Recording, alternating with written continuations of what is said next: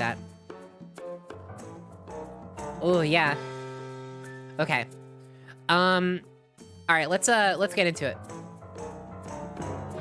So I got, I've already searched Ratchet and Clank here. So we're gonna pick one of these. I'm gonna do games first. It's pretty simple. It's the one that's gonna be easiest for me to do. Now, you know, keep in mind, I haven't played all of the games ever.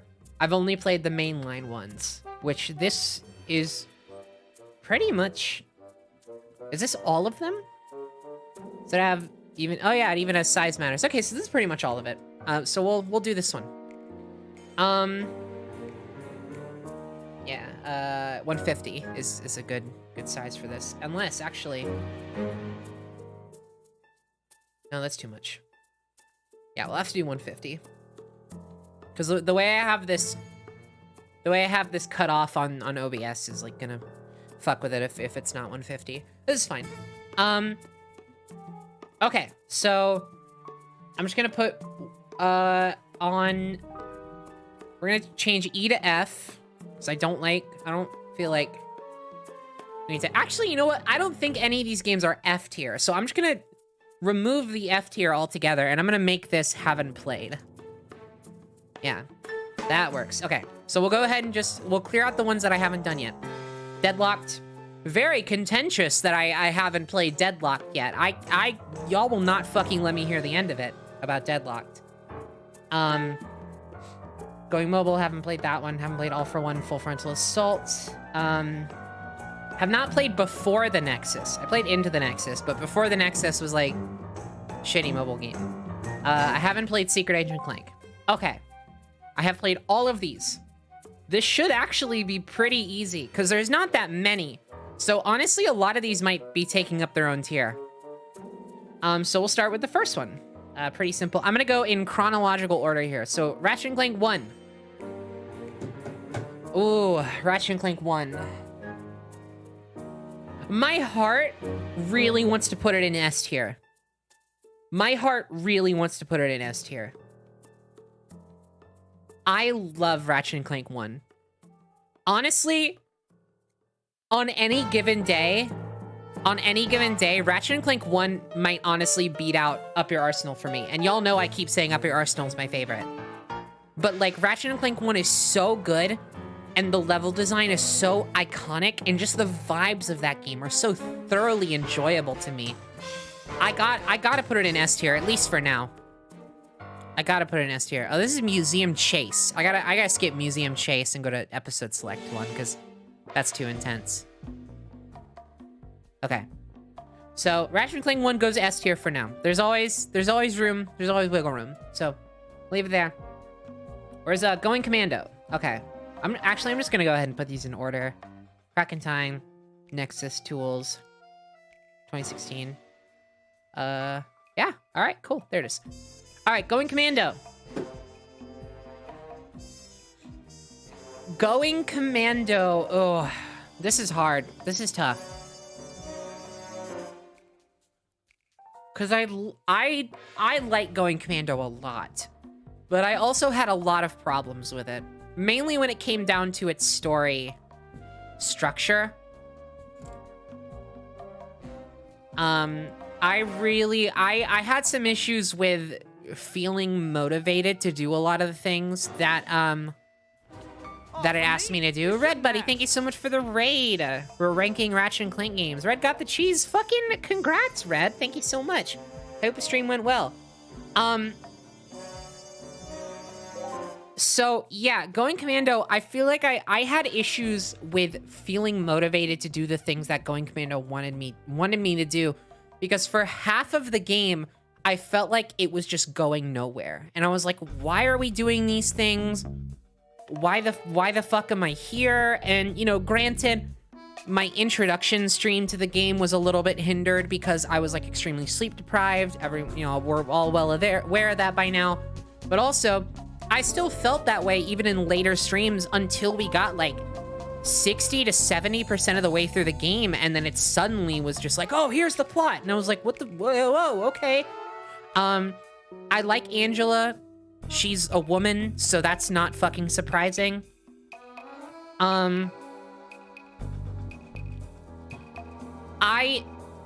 This is gonna change. Obviously, well, it might change. Wiggle room.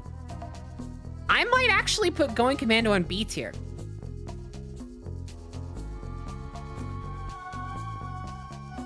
I might actually put Going Commando B tier.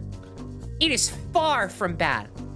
Even the lowest tier game, even the game that will reach D tier, which I feel like we already know what D tier is gonna be, but even the game that sits in D tier, I would still call a good game in comparison to other things. But within the comparison of Ratchet and Clank games, which Ratchet and Clank is one of the most consistently quality and enjoyable game series I have ever played.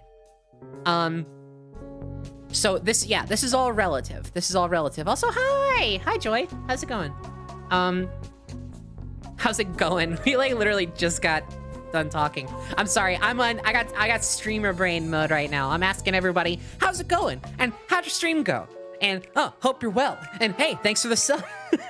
You know, like I'm in that mode. God. So yeah, Going Commando gets a B tier for now. For now, it gets B tier.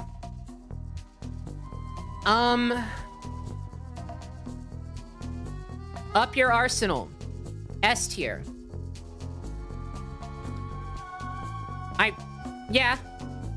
I gotta be real, y'all. I gotta be real. Looking back, I'm sincerely starting to think I might like Ratchet and Clank 1 more than Up Your Arsenal. I'm legitimately starting to consider that I might like Ratchet and Clank 1 over Up Your Arsenal. I don't know. I'd have to play both of them again. I really love a lot of what Up Your Arsenal does. It is so cohesive and strong, and all of the gameplay elements are so fucking well done. The story is there, the character is there, the Quark vid comics bring it up a letter grade in and of themselves. Like, it is so good. But there's something about... What is this track doing? Nightclub. Oh, it's a fight theme, that's why. But the vibes of Ratchet and Clank 1 are so... It's so unique. Even within Ratchet and Clank... Even within the larger series. The vibes of Ratchet and Clank 1 are like... They're like so fucking unique and cool and like endearing. Also, yeah, it's this song. I might have to do a different soundtrack. I feel like I didn't take into account how many actual bangers there are. It's too distracting. What about the first game? That's like, fucking someone recorded that on like a microwave. Yeah, Resident Evil save rooms. Let's see if they even have something like that.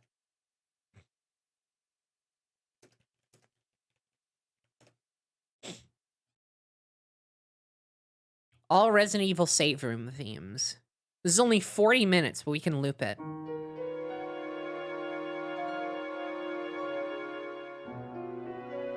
Yeah. That works. Okay. Yeah, so even within the Ratchet and Clank series, Ratchet and Clank 1 is this very specific vibe that I'm having a hard time detaching enough from my heart to put it in A tier and not S tier. But also something's gotta be in A tier. Ratchet 1 doesn't have strafing. That is a sticking point for sure. Also, is there like a dark mode for tier maker? Ah.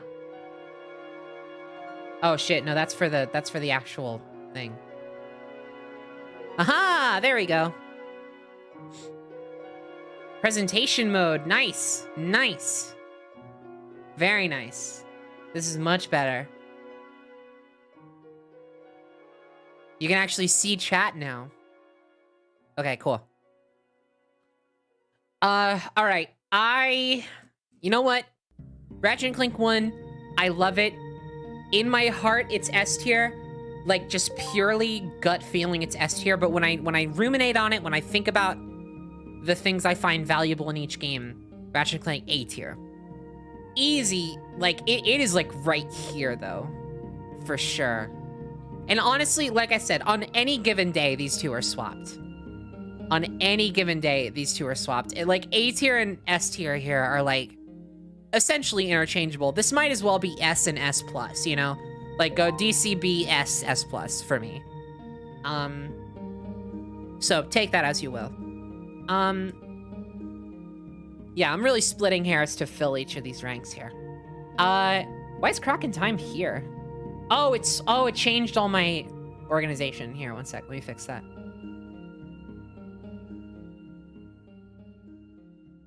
Okay, cool. Didn't play Deadlock, so that stays there. Huh. But based on how I feel about it after people won't stop bothering me about it, fucking... I'm kidding. I'm kinda kidding. Tools of Destruction. D tier. I'm sorry. Like I said, this is all relative. Tools of Destruction is not a, quote, bad game.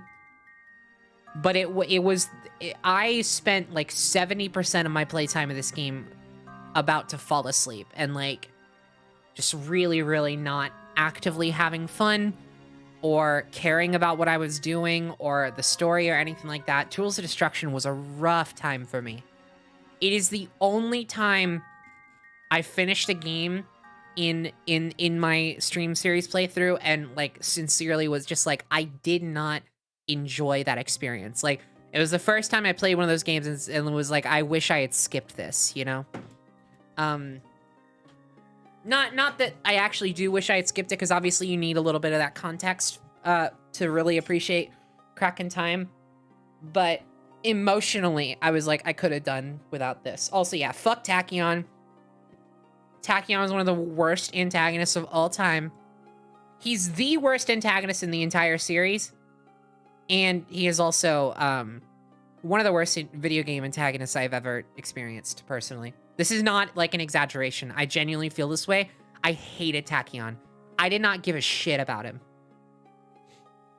So, you know.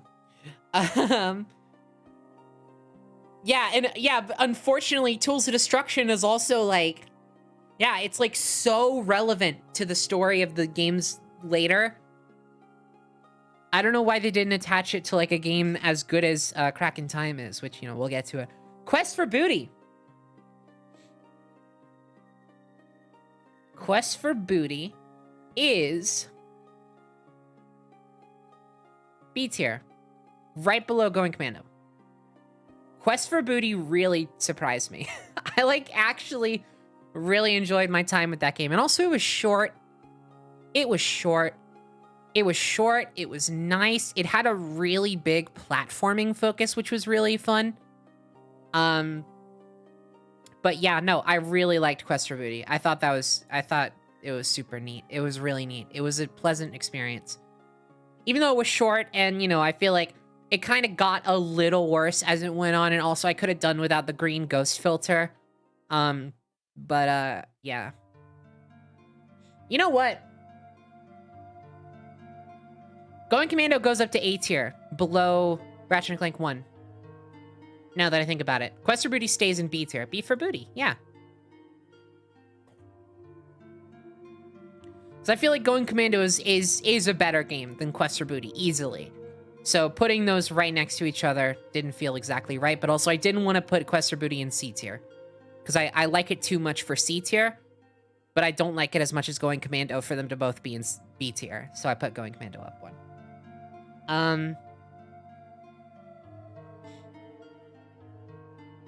Okay. Crack in Time. Oh. I mean, we know it's going in S tier. We know it's going in S tier. We all, like, it's fucking obvious it's going in S tier. Where I put it in S tier is gonna have some major implications, I think. Because for all intents and purposes, Up Your Arsenal and A Crack in Time are two very different games of similar to equal quality, which is really fucking odd. Oh man, I really gotta think about this. I really don't know. So I'm gonna say wherever I put this, I almost just want to ask people to like not even consider the horizontal rankings for S tier. Like at this point, if it's in if these both are in S tier because they're both just the fucking like tip top pinnacle of quality. For recency bias's sake, and also given how much I fucking loved the ending of A Crack in Time, goes there. But when I tell you these are like if I had to truly visualize where each of them are, like it's like right like this. It's like this, like that sliver of beating out Up Your Arsenal for me. It is good. A Crack in Time is good. Okay. Into the Nexus. You know what? B tier, right above Quest for Booty, which is actually very fitting, given these both are very similar games in the way that they're kind of structured. They're both like budget titles. They both feature a heavy emphasis on platforming. They both... Well, I don't know how many ideas Into the Nexus is going to introduce into Rift Apart, but yeah. I think Quest for Booty is a little bit more innovative with its gameplay than Into the Nexus is. Actually, Into the Nexus, I watched a video review of Into the Nexus, and they described it as sort of like a short greatest hits album of Ratchet and Clank mechanics from the previous games. And I think I can get into that. I think that's a good description. Nexus features a lot of snippets of gameplay from previous entries rather than fully forming its own identity. Whereas Quest for Booty is very much its own thing compared to what comes before it. Like, Quest for Booty is like dripping with its own identity, for better and for worse. But Into the Nexus, I think it's a little bit longer. The weapon arsenal in Into the Nexus is so good. The weapon arsenal is one of the best in the series, if not the best. And I know I didn't get all the weapons, so I didn't get to fully appreciate it, but like, just the ones that I did get, I loved all of them. And based on what I've seen otherwise, even outside of what I played, yeah, it was super neat. So, Into the Nexus, tippity top of B tier. Ratchet and Clank 2016 gets C tier. Right, yeah, C tier, above Tools of Destruction. I legitimately had a better time playing PS4 than I did Tools of Destruction. And honestly, in terms of gameplay, like, if we stripped out all of the shitty character work and really grating story and, like, voiceover sound design, and we just had the core gameplay loop that reutilizes some of the best designed levels in the entire series, in my opinion, versus some of the most, like, refined core gameplay elements of the series, gameplay-wise, this is, like, bottom A tier, if not top of B tier. Truly, I truly feel that way.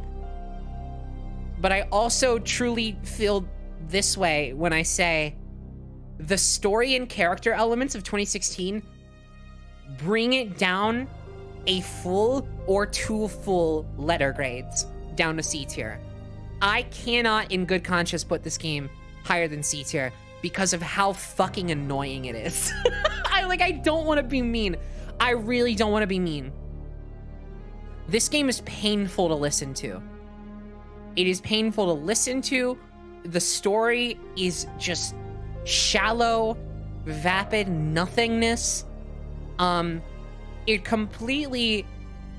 has no sense of character progression or true stakes in anything. Ratchet actively aspires to be a space cop, which is its own problem. And yeah, and I'm not asking for Ratchet to be as mean as he is in Ratchet and Clank 1, because I do agree with the sentiment that he's a bit too mean in this game. But give me like opening cutscene of Kraken time level Ratchet, you know? Where like, he's not a dick for no reason. He's a dick for good reason, you know? When Quark is like being particularly ridiculous and irritating and like panicking and shit, like because of, you know, like, and like instead of like getting shit done, he's like, will you shut up? And I was like, oh, he's like spicy in this game. He's got like he's got some grit to him still, which was nice. But he's still like a good guy and he still like cares about shit. But then they like, this game just completely strips him of any character at all, much less like an appealing character. He has nothing in this game other than like, I want to be a superhero, and like that's it. That's really it. They don't do anything interesting with it. Yeah, the background music is great for this. They don't do anything interesting with Ratchet and Clank's character development or interaction in the game titled Ratchet and Clank, that is supposed to be a retelling of their origin story, how they meet and become friends. They don't become friends. They are friends when they meet. And that is it. That's all they do.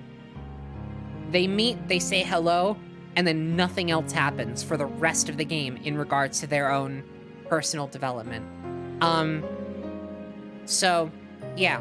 I sit vastly in between the 2016 sucks because Ratchet isn't as mean as Ratchet and Clank 1, and Ratchet never needs to have any sort of character growth or grit to him ever again. I sit right in between those two, where I think having Ratchet have a distinct sort of streetwise grittiness to his character is perfect for the dynamic, because Clank already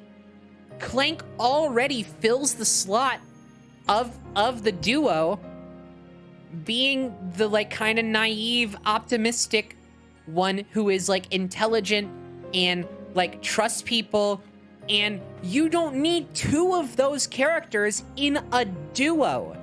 The whole point of a character duo is that the two characters bounce off of each other, and sometimes they conflict in interest and in personality, and they have disparate ideas about things that they can come together to examine. That's where the intrigue comes in.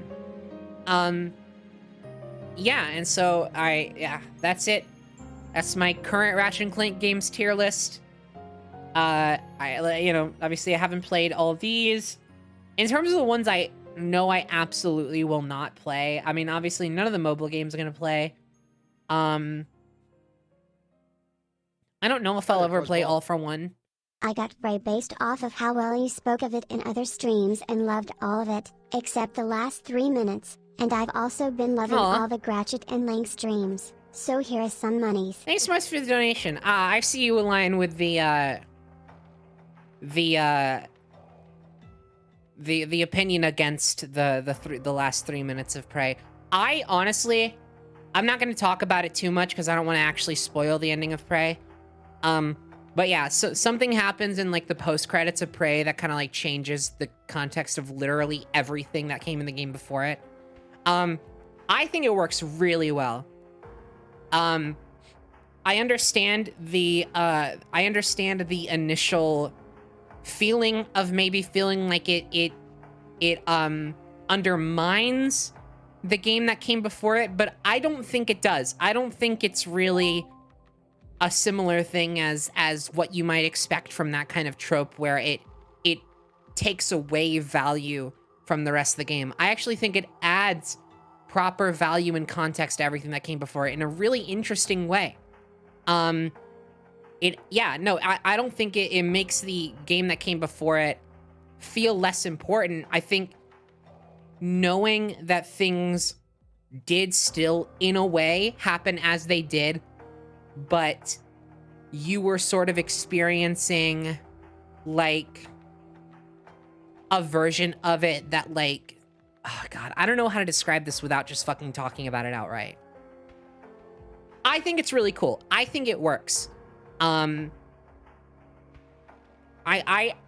would say, yeah, I would say, you know, if you're recently just off of finishing Prey, as someone who really appreciates the ending and how it recontextualizes the game, I would say sit on it for a little bit before, you know, deciding on if it, you know, does whatever it does to the rest of the game.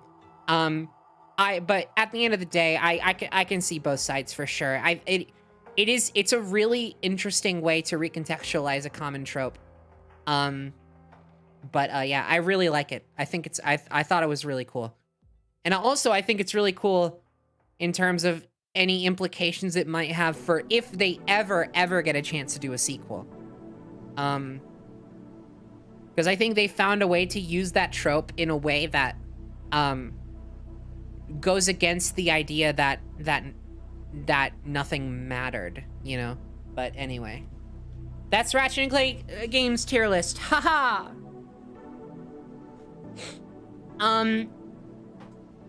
So there's that. What are some other stuff here?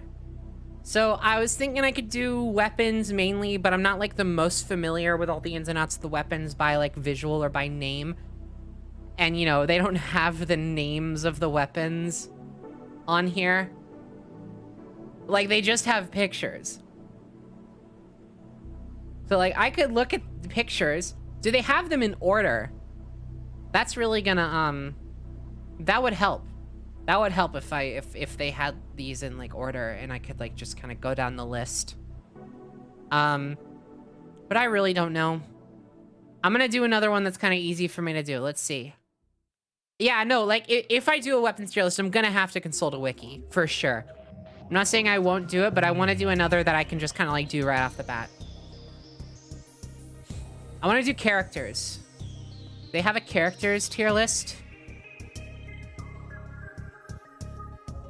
Ratchet and Clank. Oh, come on.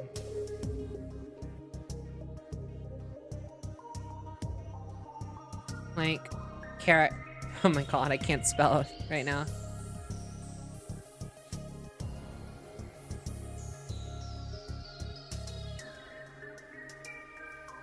Did I pass it? Where is it? I know, I see villains.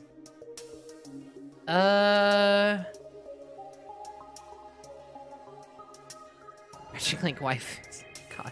Aha! Here it is. Yeah, there we go. That's great. That'll do it. That is great. Love that. Love that for us. We don't need E tier. What the fuck is going on? What are you doing? We don't need E tier. Okay, let's go presentation mode again.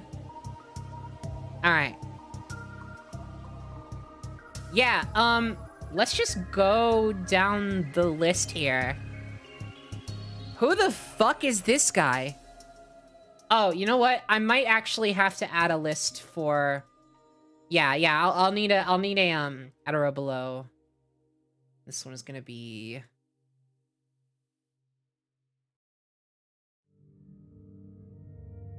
New phone, who dis? Guys from Deadlocked? Okay. Don't know him.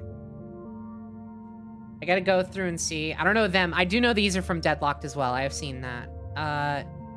I assume I don't know who this is. Who the fuck? That looks like you're from 2016 or something. I don't know. You are probably also from Deadlock.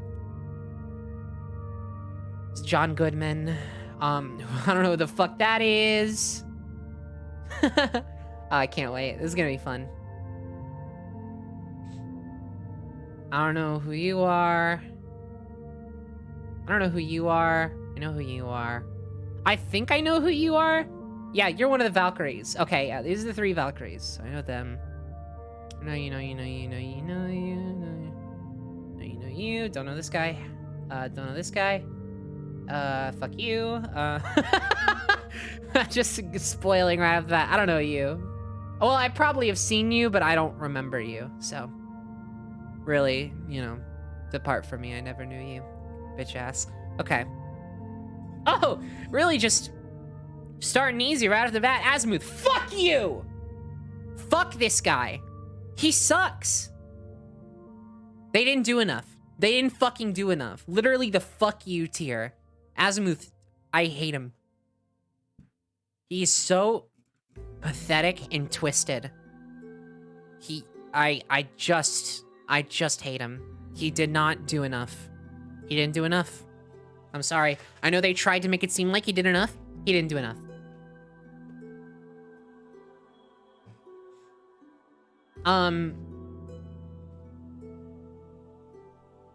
Angela. She's a woman. S tier. A tier. Angela's good, but like we don't really know a lot about her. You know? She's just kind of like she's a cool lady, you know? So she gets A tier. Just a solid, I liked her. I'm glad she's around. Well, she was around. Ow. This is fun. This is interesting. Because he starts at around B tier. Once you hit 2016, he's like D tier, easy. Maybe even F tier, maybe. Like, but like, I don't know if I want to count that, but like, he just gets increasingly worse as the games go on. Maybe don't count 2016. Yeah, you know what? Here's how it's gonna be. Unless the character is specifically from 2016, we're not gonna count 2016. Because 2016 literally ruins every single character that appears in it, so what the fuck would we even count it? Because all the characters are the worst versions of themselves in that game. So Al gets a B tier. He's fine. No, you know what? If I'm saying he's fine, then he gets C tier. I think that's fair.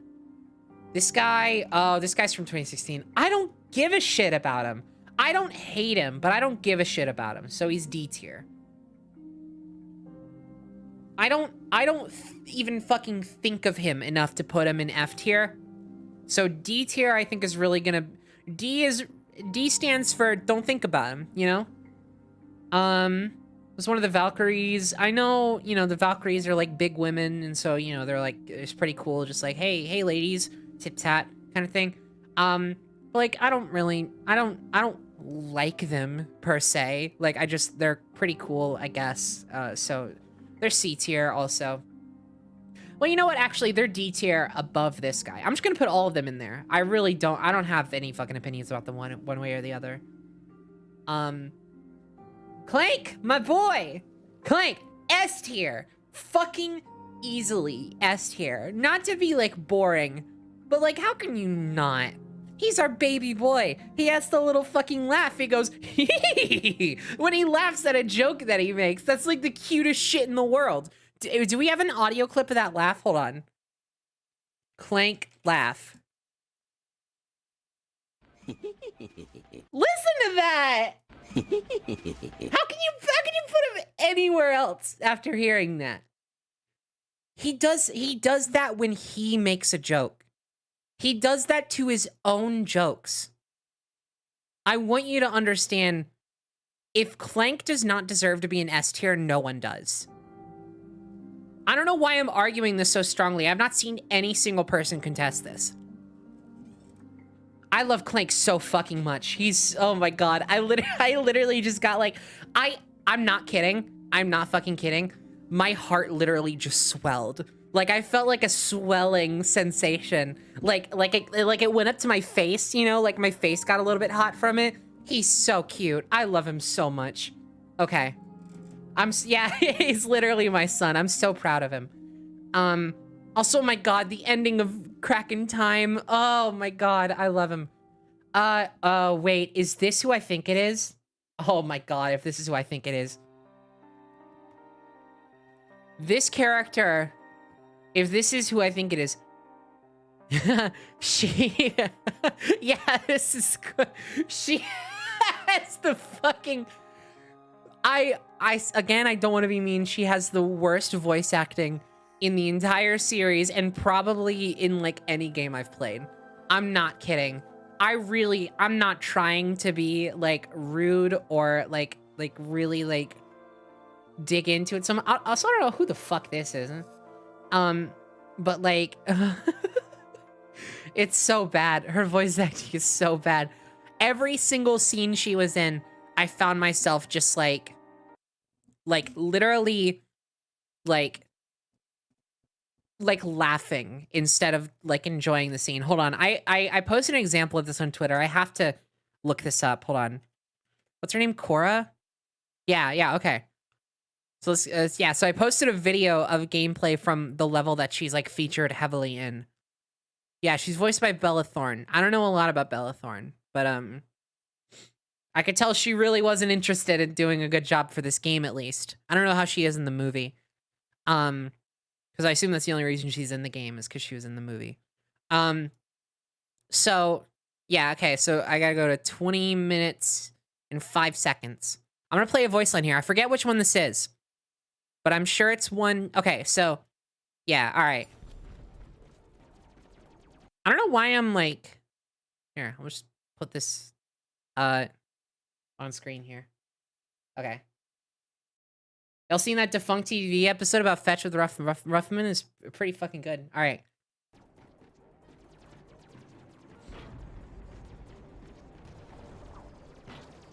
We're at the defense cannon, but it looks like the system's on lockdown. We need to get this thing online and fast. Don't forget the hyphen between spider and man. You hear that? Hey, sorry I'm late, but I'm glad to be here. What did I miss, Lamau? Also, keep being cool, PinBP. S. Have you ever been to crudan.net? I have not. Thank you so much for the donation. Hold on. I gotta play this again.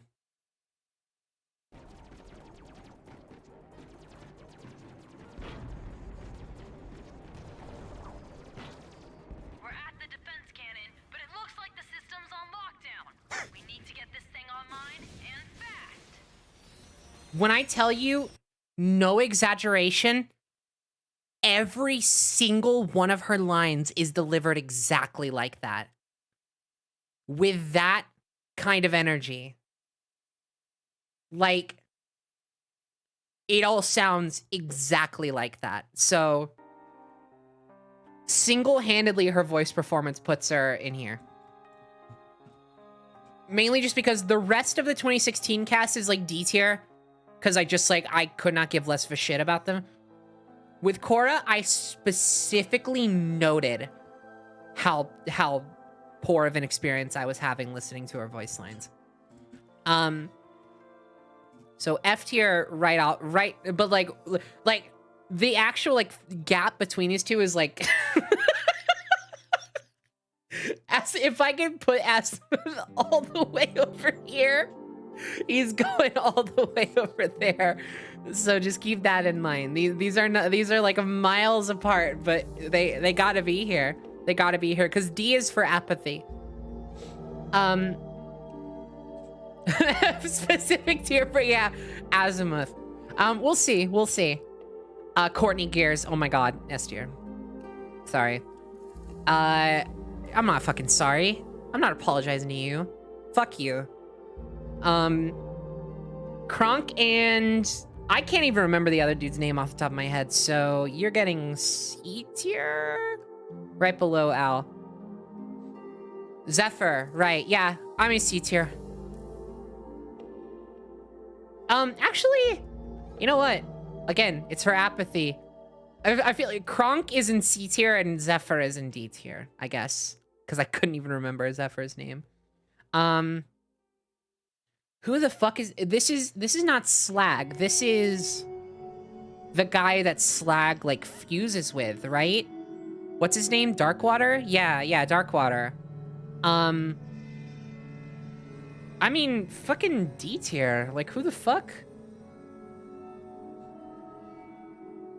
We didn't like. He's not actually even a character, right? Like, what do we?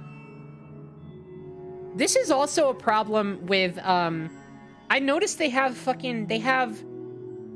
Ratchet's dad on here. Hey, whoever made this tier list, we don't fucking know him. This picture, by the way, this picture, can we just look at it for a second? This is all that we know about him. this is the only thing we've seen. Like he's not a character in the games. He's a picture. He's a concept in these games. New phone, who dis? For Ratchet's dad. Like what the, like fuck, you know? Who is he? I don't know.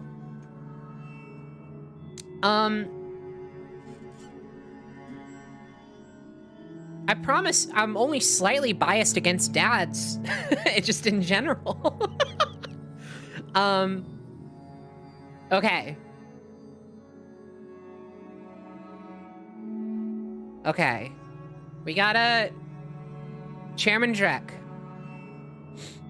Where does he go? Where does he go? He's like pretty good.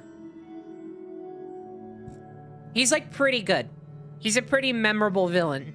He's like reasonably menacing.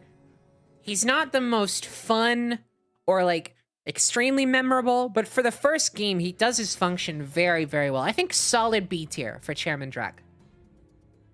I feel extremely good about that. B tier, Chairman Drek. Easy, easy. He's pretty fucking good. And then of course, like I said, 2016 just completely fucking ruins him. He sucks in 2016. He's like shit. He's like Paul Giamatti at his worst in 2016. I'm surprised they don't have Chairman Drek from 2016 listed as a separate character here, because they might as well be. Who the fuck is this? I guess you're from 2016? I don't fucking know. You're there.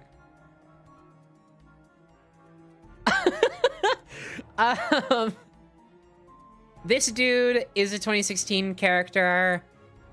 Oh my god. He's like... He's fucking fine. But he's like... He's John Goodman in the movie, but he's not in the game. Like, he's in the game, but he's not John Goodman in the game. He's voiced by John Goodman in the movie. So if this was movie version, I guess he would be like C tier, just by virtue of being voiced by John Goodman. But in the game, he's not voiced by John Goodman, and he also doesn't fucking do anything.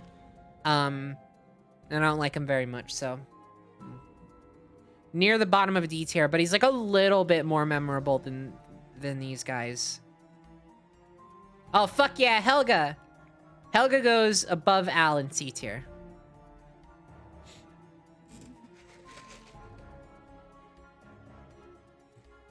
Oh, yeah. Okay, wait. So this is... Who's this? Clunk? Didn't they name him Clunk? So this is evil, compromised Clank. His name is Clunk. I fucking... Can I? Oh my god. Clunk is a fiery little bastard. Clunk is fucking great. Clunk is really good. Hold on.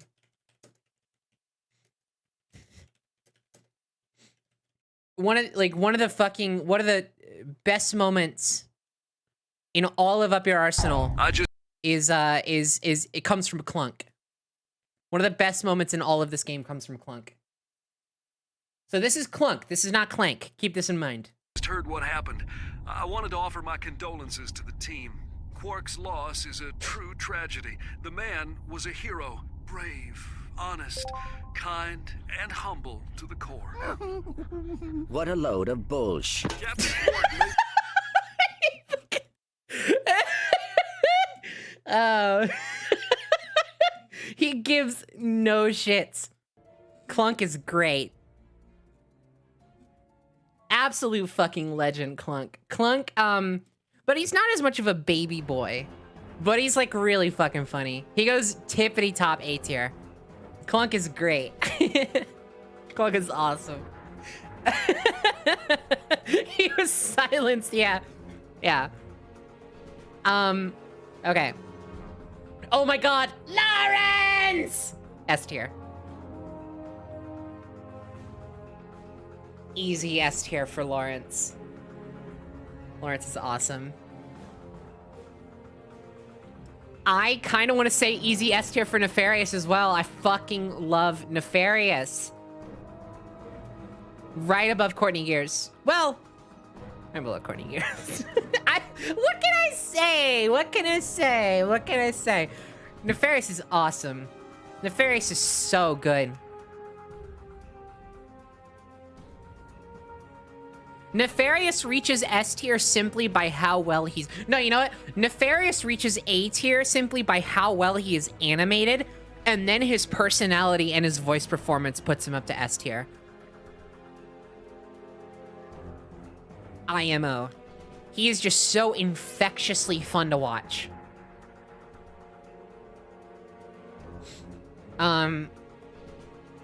This guy was pretty chill. I forgot his name, but he's pretty chill. He goes bottom of C tier. I regard him, yeah, Nefton. I regard him a little more than any of the D tier characters. So he's bottom of C tier for me, but he's like almost right there. But he was chill. He was pretty nice. He was pretty nice. He was pretty chill. Oh, Orvis. Oh, man. I love Orvis. Orvis is a great fucking dad. Orvis is such a good dad. Orvis is right below Clank for me. Orvis is great. Orvis is literally the only good dad in existence. He also... one of the best fucking lines... non-comedic lines. One of the best emotional non-comedic lines in the entire series comes from Orvis at the end of Ratchet and Clank. And also, one of the not necessarily emotional and not comedic, but insightful comments in the Ratchet and Clank series comes from Orvis. The fucking, and remember, the universe has a wonderful sense of humor. The trick is learning how to take a joke. Love that shit. It's so good. Okay, this is not Slag. What's his name? Rusty Pete. Rusty Pete. Rusty Pete is pretty fun. Rusty Pete's pretty fun. Rusty Pete gets...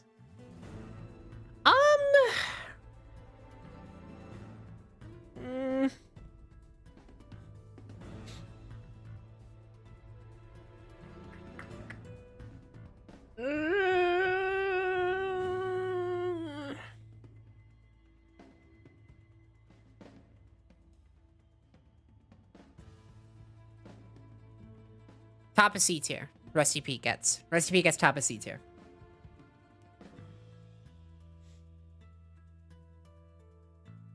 He's fun. He's a fun guy. He's a fun guy. I like him. I like him. C tier is like the most like agreeable shit. C tier is like, you're good. You can stay. D tier is where I start to say like, hey, who invited you? Does anybody have your number? You know, we're actually gonna be wrapping up here pretty soon, so I don't know if you. Then F is like, I'm get the fuck out of here. What the fuck are you doing here? Nobody invited you. Nobody wants you here. And then D tier is like, I mean, like, you know, we only have so many seats, you know, like this is kind of reservation only, even though it wasn't reservation only. And then C tier is like, hey, it's nice to see you. It's nice to see you. Who invited you? Like D is like, who invited you? And then C is, who invited you? Oh, it's good to see you. You know?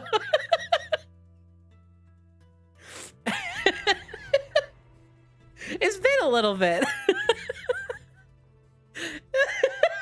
Doesn't make any sense whatsoever. It's about the tone, yeah.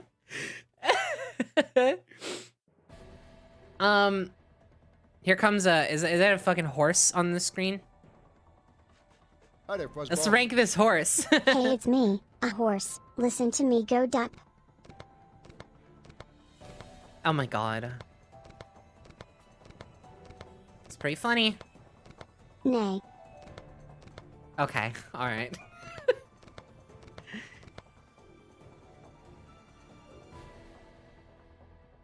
Oh shit, it's over. Thank you. Alright,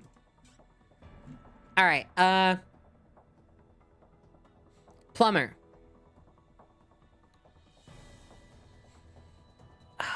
I like the Plumber. I hesitate to put our Lord and Savior below S tier, but also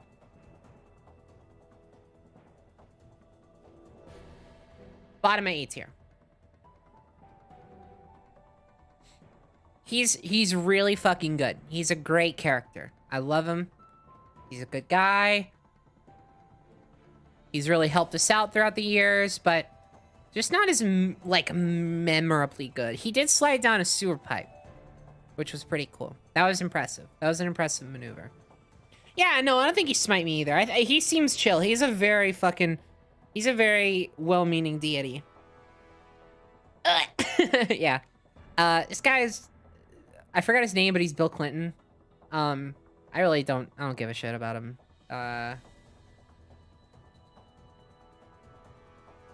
He's from one of my favorite games, so I'm putting him above the 2016 cast, but I really don't think about him or care about him much more than these. So.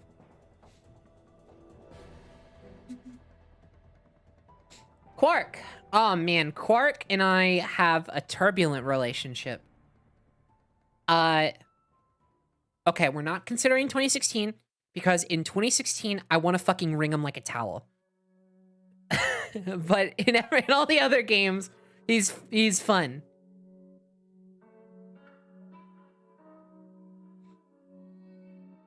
Top of B tier.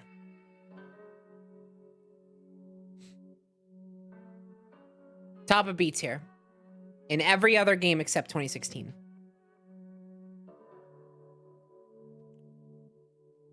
He's fun. He's fun. I really don't take that as a slight against him. I really like him. Everywhere else.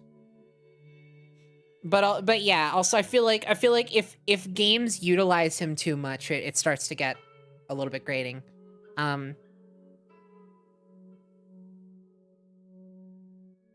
Ratchet time. Oh man, where do I put Ratchet? Oh man. Ratchet is like very reliable. He's an endearing guy. He's fun. I do love him. I do really love him. I think I'm gonna put him right underneath Nefarious. I like him a lot. I think he's a good guy. He's got some good shit going on. I really want Rift Apart to keep doing interesting things with him, because I'm starting to feel like the games are getting a little bit complacent with his personality type. I feel like I really want them to kind of like poke and prod at him a little bit more, you know? Not in like a mean-spirited way. I just want to see a little more of what makes him tick. But he's still S tier. He's still great. He's still super good protagonist. He is the vehicle for everything fun about Ratchet and Clank, so he goes in S rank pretty easily.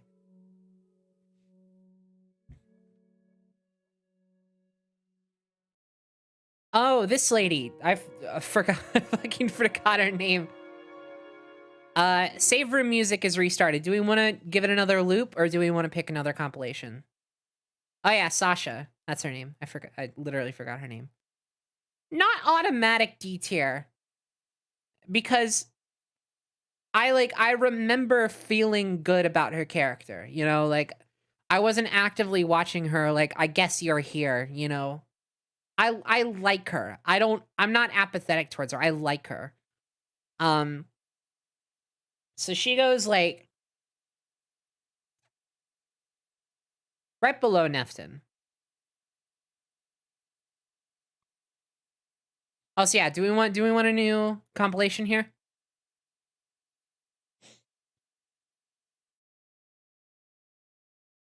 What are we thinking? We got any ideas?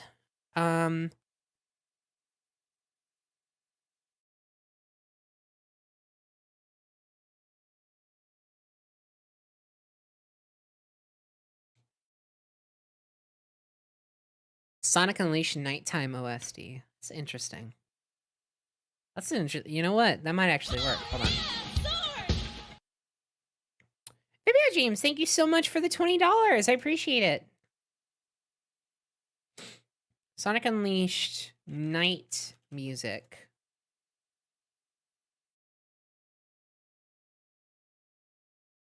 Sonic Unleashed Music of the Night is what this playlist is called. Yeah, it's just like all the night songs. Cool. Yeah. There we go. That's pretty good. It's a good pick.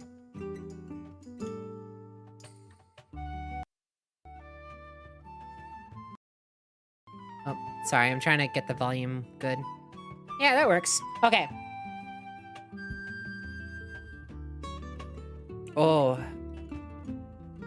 Yeah. Oh, shit. This is great. Okay. Okay. I'm literally just gonna want to sit here and listen to Sigmund. Sigmund is such a good boy. Sigmund is a really good boy. Sigmund is like bottom of B tier. He's a really good boy.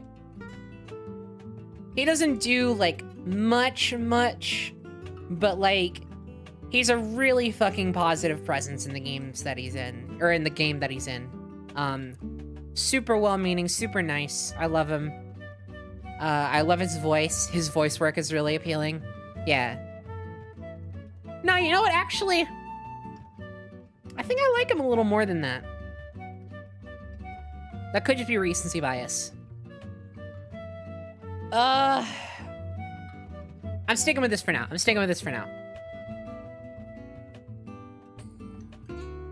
Okay, Skid McMarks. Ooh.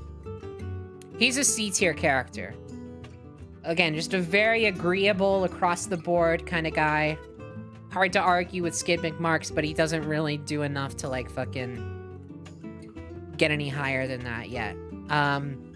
We'll put him above Al. You know what? I'm putting him above Helga. I think I like him a little bit more than these two. Especially, he gets some more stuff to do in Up Your Arsenal.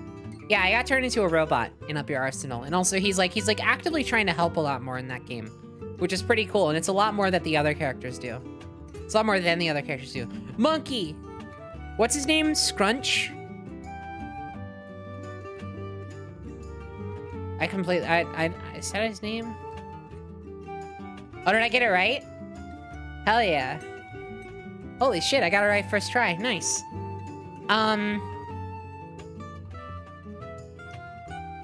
Not to be blasphemous, I don't fucking think about Scrunch. He's fine. He's top of D tier because he's almost C tier and that, like, he's, you know, he's whatever. But I don't... He's a monkey. He's fine. I didn't necessarily have a great time having to, like, escort him everywhere in the Clank missions in that game.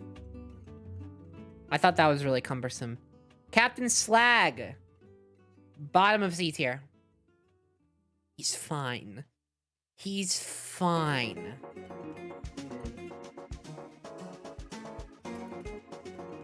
Slim Cognito.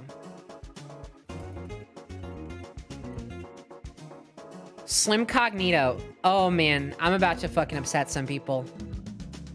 I'm really about to upset some people.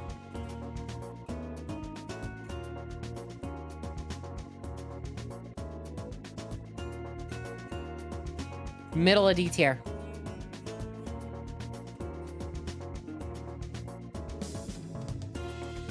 He's just like, he's just there.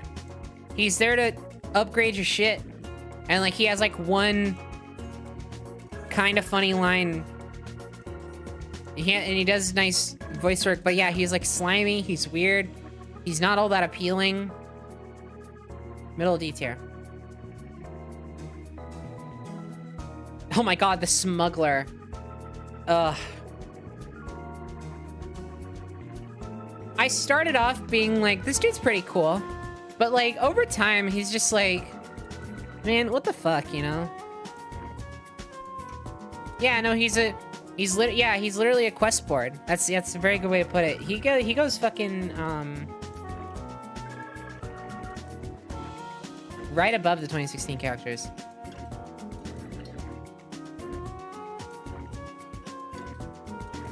I really, like, I could do without him. I think if he were just delegated to his role in Tools of Destruction, like if that's the only game he was in, and he was exactly as he was in that game, he would be like C tier, pretty easy. Like low C tier. The fact that he keeps fucking coming back even in a cracking time. Like, what the fuck are you doing here? Get out of here. This is such a Tools of Destruction character that I did not need in any of the other games past that game. So, the fact that he appears so much and he becomes less and less useful and appealing as it goes on, like, just very close to the bottom of D tier, easy. I don't care for him. Oh! Oh no, oh no, here's where my values really become tested. I hate him. Fuck him. I fucking hate him. He's... He sucks. He sucks so much. I'm actually shocked that he's right below Azimuth. Yeah, no, exactly, Banshee. You are exactly right. The reason he goes below Azimuth is because Azimuth fucking belongs here. He is disgusting, nasty, horrible, but at the very least, he's a compelling character.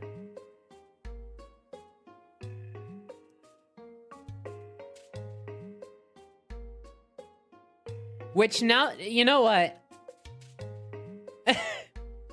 I'm starting to kind of second guess my decision putting Azimuth down here. Because, like, this one is a very emotionally charged decision, whereas the rest of these are, like, mostly functional with, like, a little bit of my gut feelings put into it. I hate him. I hate the dude. But I don't know if I want to keep him at F tier out of principle or if, like, because he's a good character.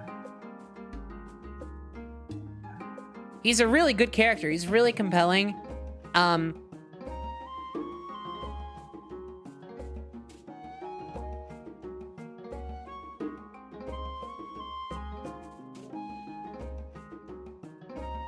Man, I really don't know.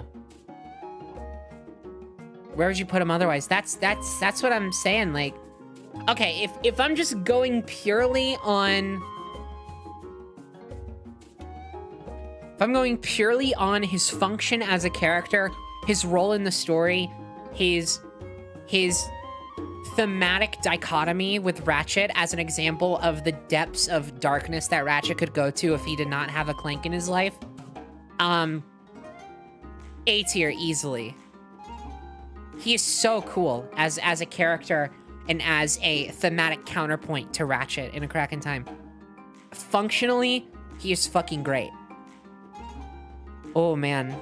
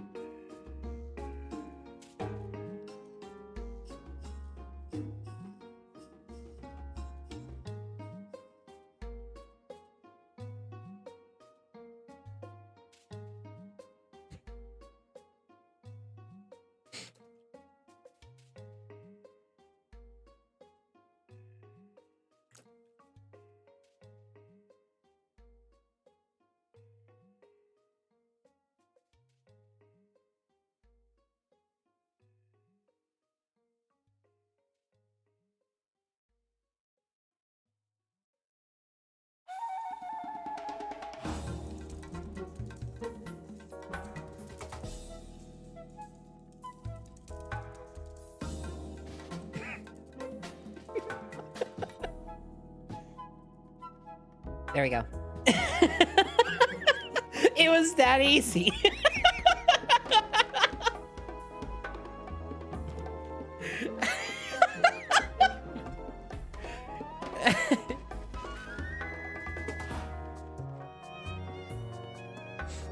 All right. So it's really just complicated the process of this. Every time I scroll down, every scroll.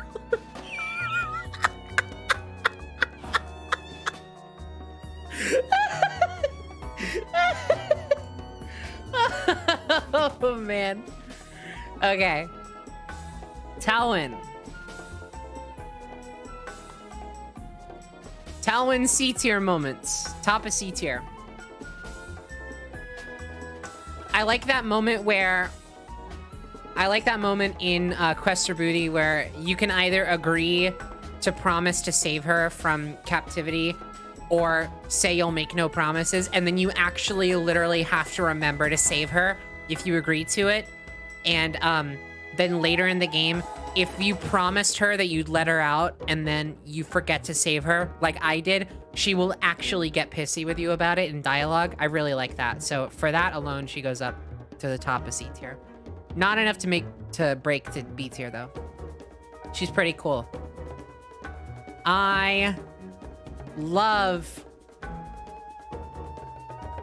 something Prague. I forgot her first name, but I love her. But she's not the most compelling. Vendra, yeah, Vendra Prague. Bottom of B tier.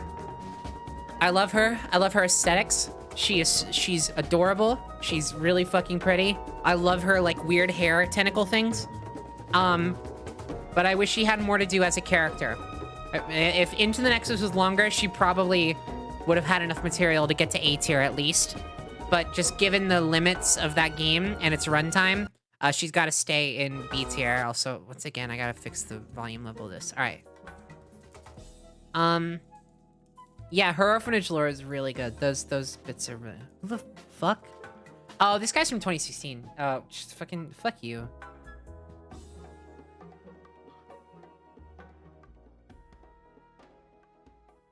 I've forgotten this dude's name. Valeris?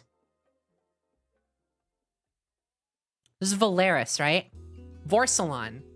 I was Valeris. Vorsalon. Yeah, I knew it started with a V. D tier. Right above the Valkyries.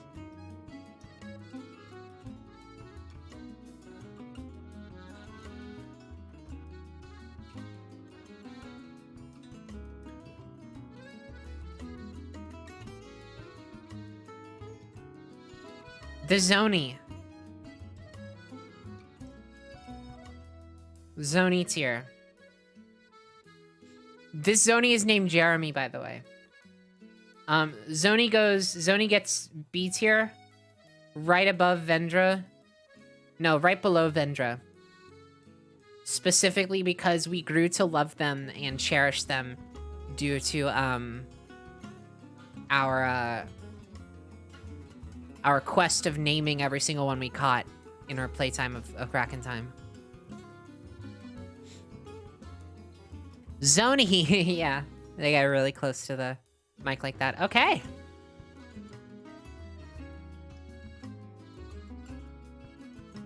Comfortable with this. This is fucking hilarious to me. I'm so proud of this. Okay. That is a Ratchet Clank characters tier list. Let's go to number 3. Let's see. Do we have one more Ratchet and Clank tier list in us? Do I want to do weapons? I don't know if I want to do weapons. I feel like it's too much. I feel like weapons is too much. Planets, maybe. But I'm not... I really don't know.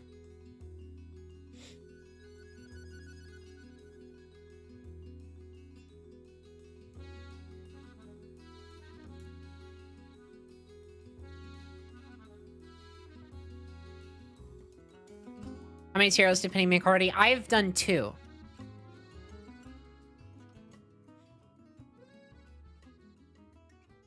Armors? Yeah, I'll do the armors, but just keep in mind I'm ranking these purely visually. Purely visually. Alright.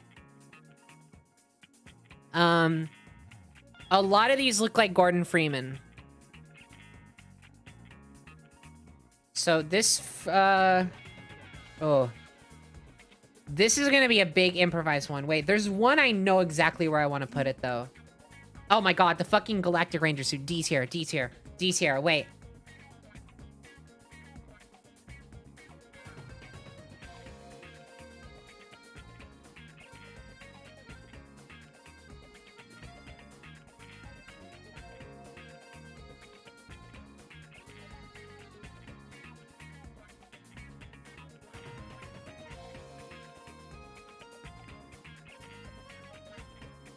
I fucking hate this suit.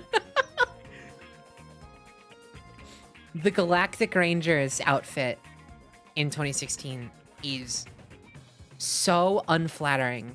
It is ridiculous. Kraken Time primary outfit. A tier. You have to wear it. Yeah, no, exactly. There is no option. Spider and man. Hello, Gordon and Ratchet's weird little son. There is no option to give Ratchet his default clothes back. Once you get this outfit, you are fucking stuck in it. The only thing you can do is give it uglier paint styles.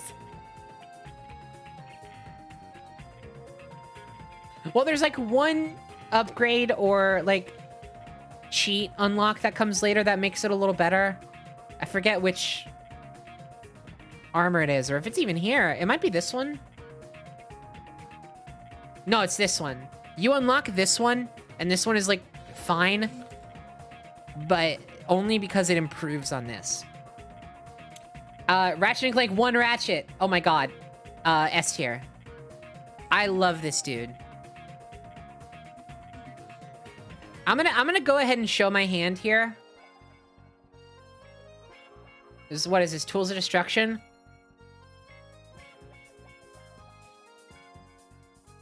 Top of A tier. Ratchet Clank 2016. Now, you know what? Tools of Destruction. Bottom S tier. Default 2016 skin. Top of A tier. I don't understand why they have to give him a shirt in the later games. He looks so good in his original design.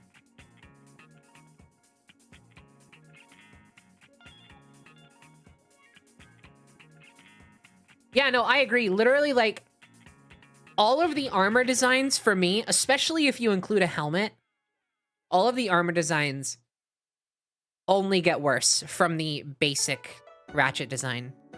I am not joking.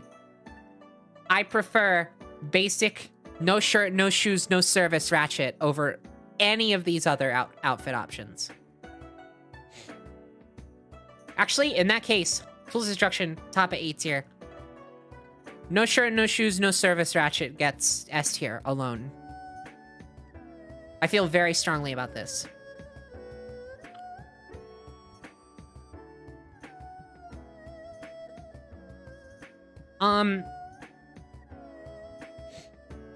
What the fuck is this? This is a C tier. It looks like All for One or something. Is that All for One? I don't like it. I don't like it very much. Yeah, I don't like it. He's too orange. What the fuck is this? Who the... Huh? That's full frontal assault? What the fuck is that? I haven't even seen him in this outfit. This might go in the same tier as the Galactic Rangers. It looks better than in that JPEG. I might have to... What's it called? I have to look at this. I have to look this up. What is that armor called? Do we know? Full frontal assault. Q-Force hero armor.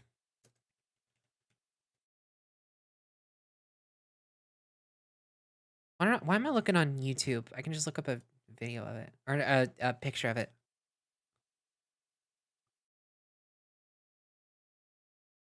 Is there any gameplay visuals of it? No, there's only like there's only this. This is all we have. You know what? I guess within the art style here, in comparison with these two, it actually doesn't look too bad.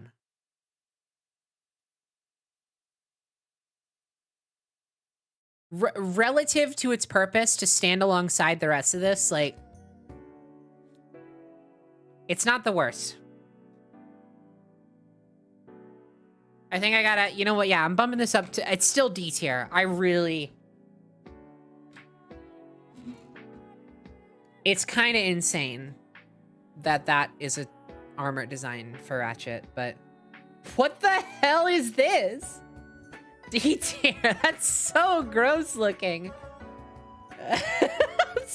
I'm sorry. So this is gonna be a really mean tier list, I can already tell, because I've already established that I think Ratchet is at his best when he's not wearing all this shit.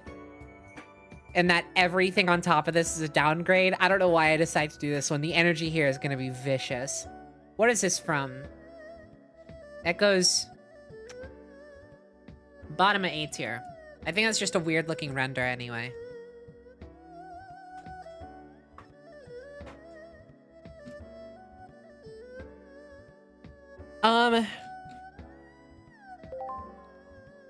So this is the deadlocked armor. It's like fine in and of itself, but it makes Ratchet look like he's a fucking different guy. It makes him look too ripped. I really don't like Ratchet when he looks this ripped.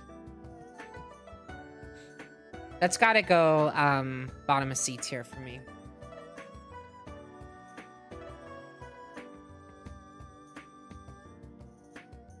It looks like Azimuth. Yeah, it instills memories of a bitch. What the? This is Ratchet cosplaying as a Halo med pack. That goes above the hot rod style, though. Actually, that goes above full frontal assault style.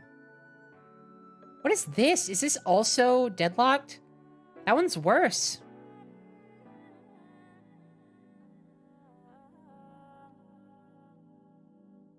You know what? I'm now going to, and now Penny will run through the Ratchet and Clank list of armors, pick out all of the green ones, and put them at the very bottom.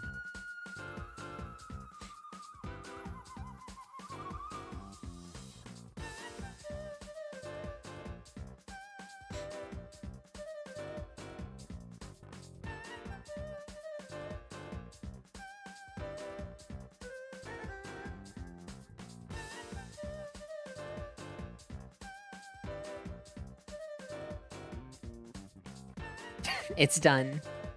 The deed is done. This one is weird as shit. I'm gonna be real though. I kind of like it. I kind of vibe with it. It's fucking weird. B tier.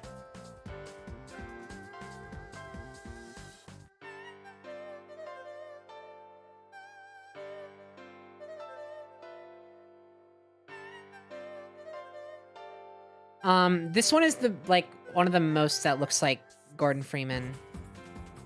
This one and this one. I think the Gordon Freeman-esque look kind of works for Ratchet, so this one also goes B tier. This is top of B tier. I like this one. I like this one a lot. This one goes... Whoa, what the fuck is going on? Bottom of B tier. This one goes... Bottom of C tier. This one... Also bottom of C tier. I don't like the way this looks. This one looks like if Captain America was orange and also if his suit design was bad. What the fuck is this?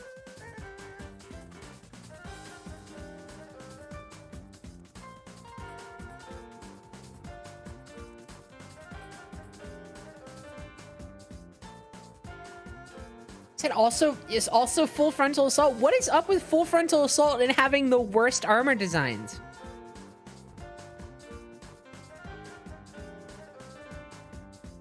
If this is full frontal assault.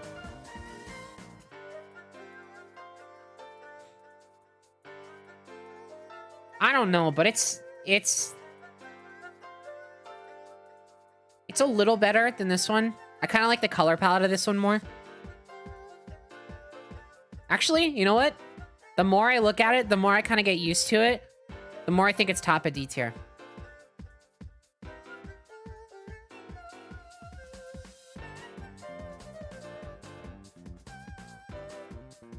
This one is boring. It's not offensive, but it's boring.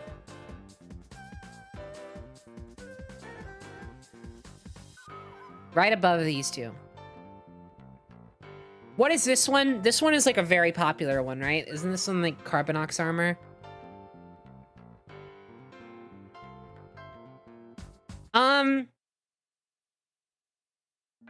It's the only outfit option in 2016 that's an improvement over the Galactic Rangers outfit. But in and of itself, I actually don't like it. I think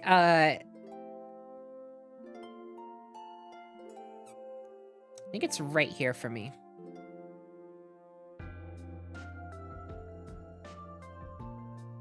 Just knowing that it covers Ratchet completely. That's how I feel for most of these. That is truly how I feel for like all of these that do cover him completely. Like, I don't like the full body armor. I really hope. No, well, I hope there's an option in Rift Apart to get the benefits of upgraded armor while being able to like visually select a no helmet mode. Because they have some cool like body armor options in Rift Apart so far. Like I really like one of the deluxe edition bonuses, the Rebel armor. I think that one looks really fucking cool. But I don't want it to come with a helmet. I don't want to use a helmet ever in that game. I barely want to use the pants. This looks like fucking like a Magic Quest in PC. This looks like a Magic Quest in PC. This one goes like it a little more than this one, so it goes right here. Actually, I like it a little more than this one. Not as much as this one, though.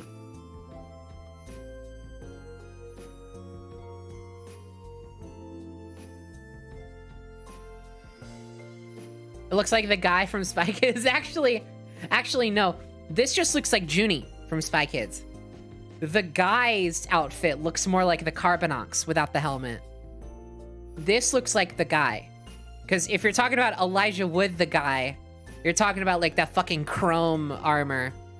Junie's armor was orange, and so it had like that. Or his was like more of a yellowish, but it was like approaching orange. What is this? I don't know. It's not super offensive, but it goes below here. This is actually not too bad. This I could easily see being like purpose built. Like it's like when he's like in a race car or something. But like in and of itself, I don't know. I don't hate it as much as like any of the other armors. You know what? That goes right there. Actually, I like it better than this. That's top of B tier, actually. I kind of like that. This one, it's weird because this one is not too different from the Crack in Time armor, right? Like if you look at like the color palette and the way the accents are placed, it doesn't look too different. But something, this might actually be the same armor. Hold on. I think this is the same armor. Looking at it really closely, this looks like exactly the same. But something about this render of it doesn't sit right with me. Something about this render of it actually goes right above this. It looks so much better here than it does here.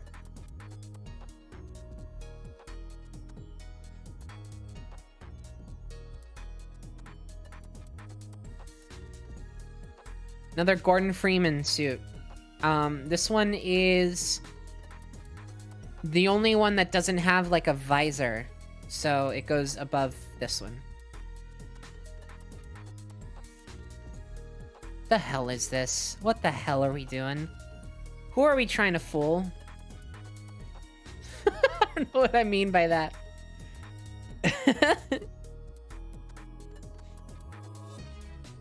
This one's fine.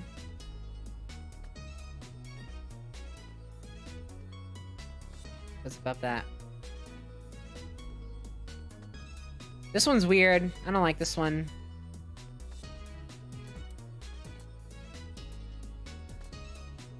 This one goes right above green for me. I don't like the way the color works with Ratchet's fur tone. Also, this one's too blocky. This one's weird. I don't like it very much. This one's weird. Don't like it very much. Actually, I like that one less than... No, I like that one less than that.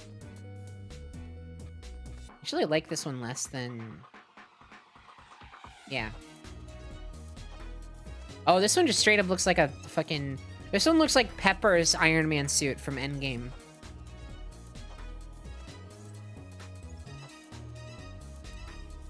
Actually, I think goes right here. I kind of like that. It's slim. It's nice. Ooh. Yo, okay, so this is really funny. Because these three are like the same render, but they're like different color palettes of the armor, right?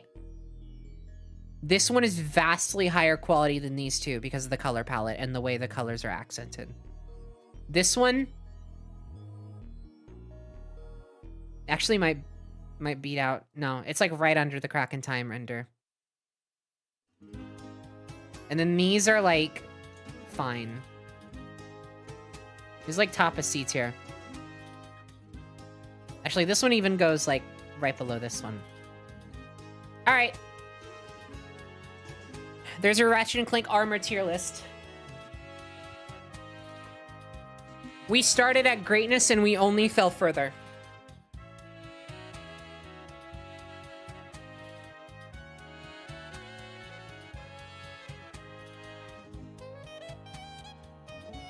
I like how no armor's at the top. Yeah, I like it too.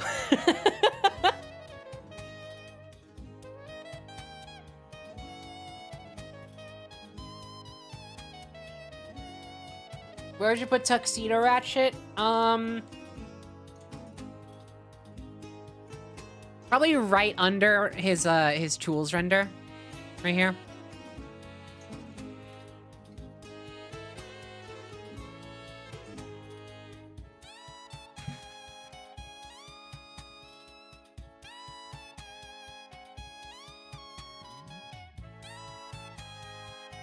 Okay.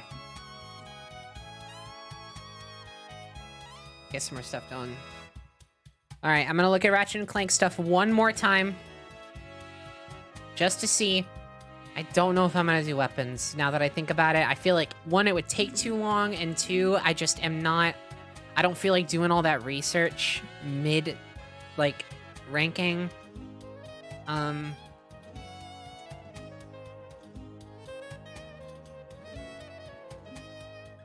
Yeah, I think I'm done. I think I'm done with Ratchet. I'm done with Ratchet lists.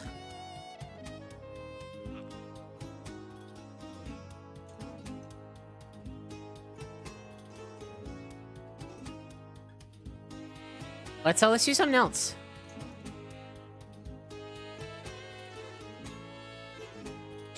Okay, I did want to do another video games tier list. PTS tier list. I want to do PlayStation exclusives again. Because now I've played the entire... I'm just going to do PlayStation. Now I've done the entire Ratchet and Clank series, of course, so I can fit all those in. And also, I've played a couple other games since last I ranked PlayStation games.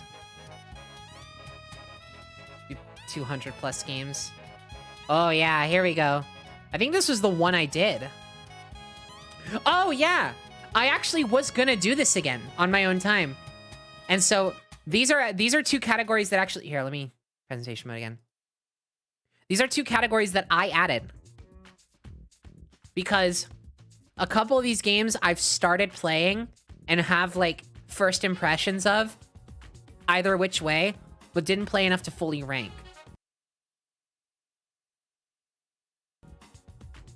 So what I'm going to do is I'm going to add one more for just never played in general.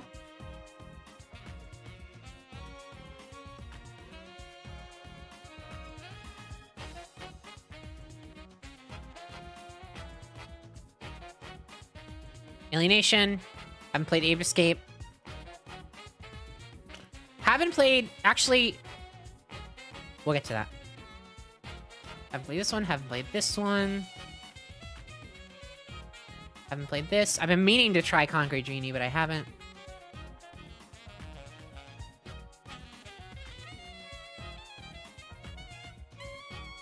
I played all of the remake of Crash Team Racing, and I've played all of Crash Bandicoot 1, but I haven't played 3. Is that 3? Yeah, that's Warped. Okay.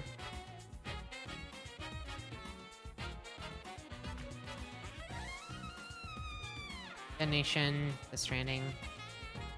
Demon's Souls Original haven't played. Detroit haven't played. Dog's Life haven't played. Dreams have played.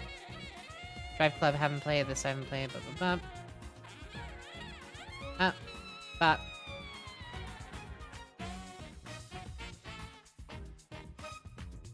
played like 2 seconds of iPad. I think I played like the demo of iPad. I'm not gonna count it. I didn't play the full retail version.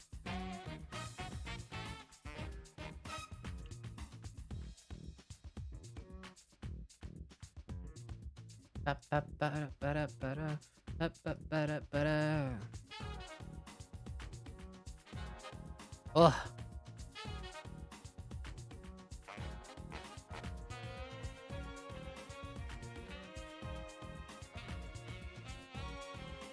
Part of me is just like, why did I even make this tier? Why not just leave these at the bottom? But I'm gonna be glad I did this. I'm gonna be glad I did this, I know.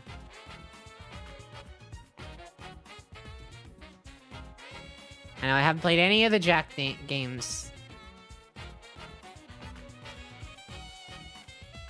So I feel like a lot of my opinions about these are going to be pretty similar to last time I did, but not similar enough that I don't think it is invaluable to do this. We'll see. We'll see.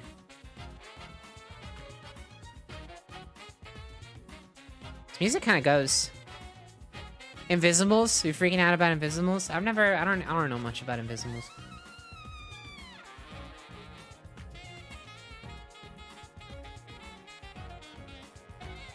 Oh my god, why am I... Ugh. The more I think about it, the more I'm just like, what is the fucking... There's 200 games here. Well, now I've gone on long enough that I feel like if I stop now, I'd just be like, why? Why'd you stop? So I'm gonna keep going. We're almost there, we're almost there.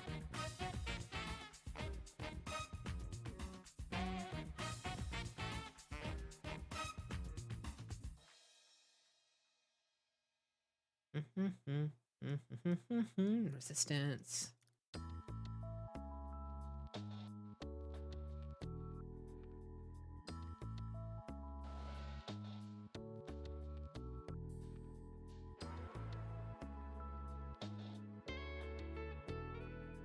Sunk cost fallacy moments. Don't fucking call me out like that. That's mean. That's mean to me. Haven't played Shadow of the Colossus? I haven't played the original Shadow of the Colossus. Keep this in mind.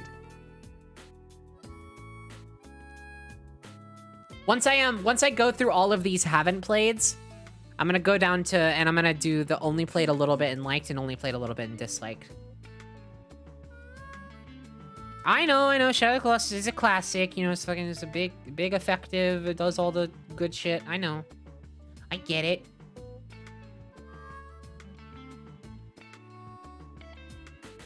I have played a decent chunk of the Shadow of the Colossus remake, so I do have opinions about that.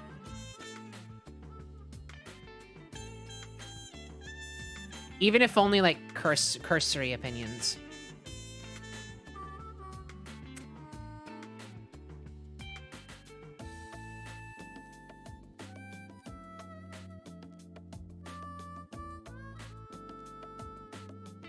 Oh, we're so close. Okay.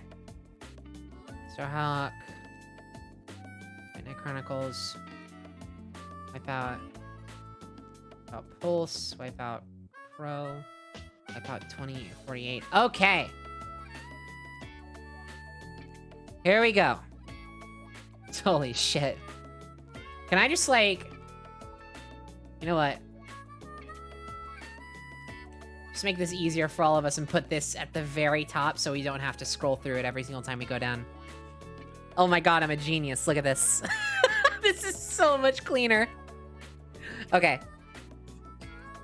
So these are all the games I have not played out of the Sony first-party lineup. So now I'm gonna go through and tell you the ones that I've only played a little bit and I disliked. Actually, yeah, I'm gonna go only played a little bit and disliked. Let's see. Are there any of those here? Wait, why didn't I... This is in the haven't played. I don't know why I didn't put that there. Are there any that I only played a little bit of and did not enjoy?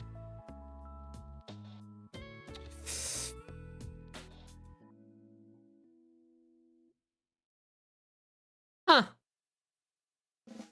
You know what? You know what? Actually, I was gonna say I might just like delete this category and then put Knack in the never played, but Little Big Planet karting is here. And Little Big Planet karting is not, it's not bad, but as like a insane Little Big Planet fan, I fucking love Little Big Planet so much. I played this game for like not even an hour and I was already done with it. I was like, oh, it's like, it's what it is what it is. It's whatever. Yeah, okay. Now I'm gonna tell you the ones I've only played a little bit of and liked and enjoyed what I played. Either like I super duper enjoyed what I played and I'm actually really sad that I didn't get to play more, or it was just kind of like a, yeah, this is fun. Astrobot Rescue Mission. I played like the first few levels of. Pretty damn good. Pretty damn good time. You know what? I'm gonna replace the phrase a little bit with partially. You know what? Actually, didn't finish, but enjoyed. Because I've played a lot of Bloodborne. I have never finished it. I have gotten like 60% of the way through Bloodborne, like multiple times, and I've never finished it once. But I've played it a lot. I have like at least like 20 to 30 hours in Bloodborne, but I've never played through the whole thing. But it's really fucking good. I really like that game. Crash 2. I played like a little bit of it. I think I played like half of the levels, and I was like, yeah, it's good Crash Bandicoot times. Pretty good. Days Gone. I like this game. I think it's pretty good. From what I played like, I think 4 or 5 hours of it. I want to play more of it someday, but I briefly enjoyed what I did get to experience of it. Gravity Rush 2. This was like when I did not have any games for my PS4, and I was like, I just need anything at all to play. Gravity Rush 2, and it was good. I liked it. It was one of the first games I got for my PS4. I remember because I was sharing a lot of videos of it on Twitter while I was playing it. But I haven't played enough of it to have a full opinion on it. I would like to give it another go sometime along with the first one. Anything else? Anything else? Let's see. Mod Nation Racers. I'm going to put this in didn't finish but enjoyed because I didn't own my own copy of this game. I borrowed it from a friend, and it was fun. I'd put this right above probably Days Gone.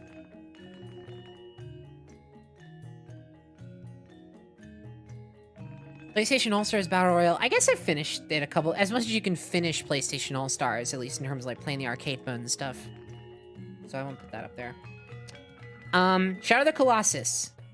Right below Bloodborne. I really liked this game. I think this game is super fucking cool. I can already tell, based on what I've played and, you know, just what I've seen and know through cultural osmosis, that, like, this game is a classic for a reason. I think the remake of it is gorgeous. So, that goes right there. Spyro 1 is the only Spyro game I've played, and I've only played so much of it. It goes right below Crash 2. Uncharted 3. I never finished it. I never finished Uncharted 3. I played this when I was like... I played this in like 2012. What the fuck is this song? That's Adabat Night. Get out of here. Uncharted 3 I played when I was a kid. Like when I was a early teen, preteen. It's one of the only games I had for my PS3. And it was pretty damn good from what I played, but I never finished it. So probably goes right above Mod Nation because I don't remember it much. I played it many years ago. And that's it. Okay. Rest of these games are games that I have fully played. Let's see. What are new additions here? So we have the whole Ratchet and Clank trilogy. Or not. Why did I say... The whole Ratchet and Clank series are new additions, which is pretty cool. And then the 2 Last of Us games are new additions. I also think I don't remember if I ranked Crash Bandicoot. I don't know if I ranked any of the Crash games the last time I did this. So let's do this again with the new context of, okay, Astro's Playroom. Oh god, I forgot. I was like, what the fuck? Okay, Astro's Playroom is easy A tier. A tier. That's good shit.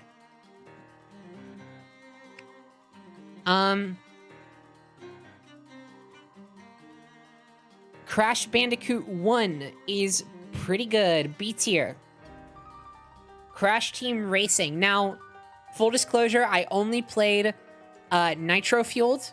I only played Crash Team Racing Nitro Fueled, but given it's like, you know, a pretty reasonably close version of Crash Team Racing, I think I would say I have the Crash Team Racing experience, at least in a general sense, so that's B tier. Actually, you know, I'd probably put that below the original Crash.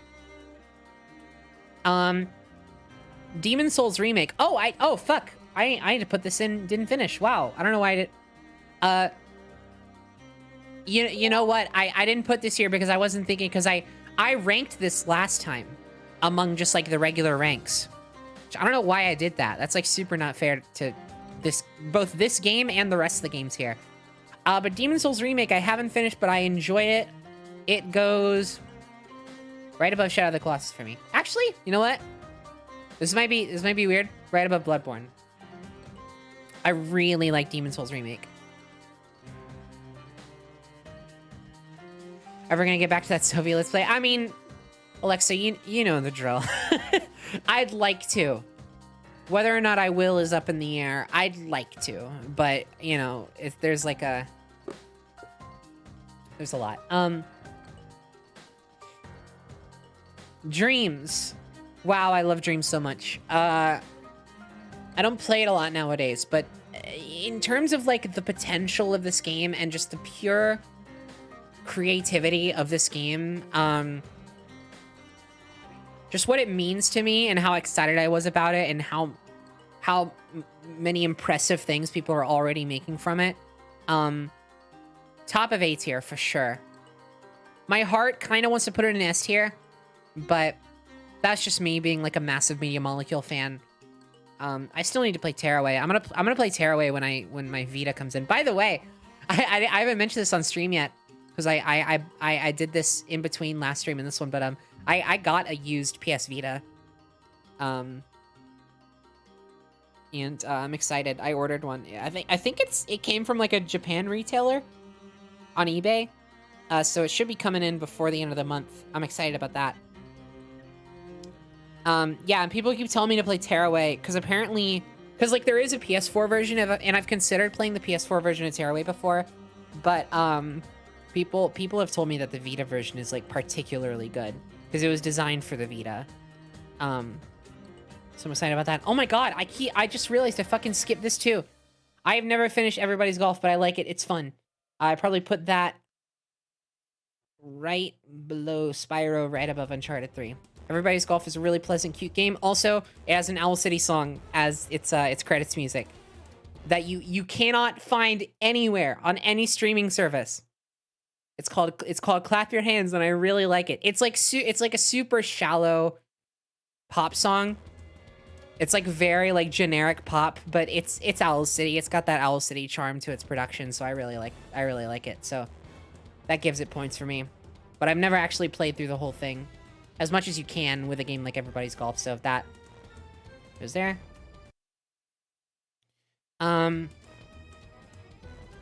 Ghost of Tsushima. Oh yeah, I love this game. Ghost of Tsushima gets A tier. Top of A tier. I really fucking love that game.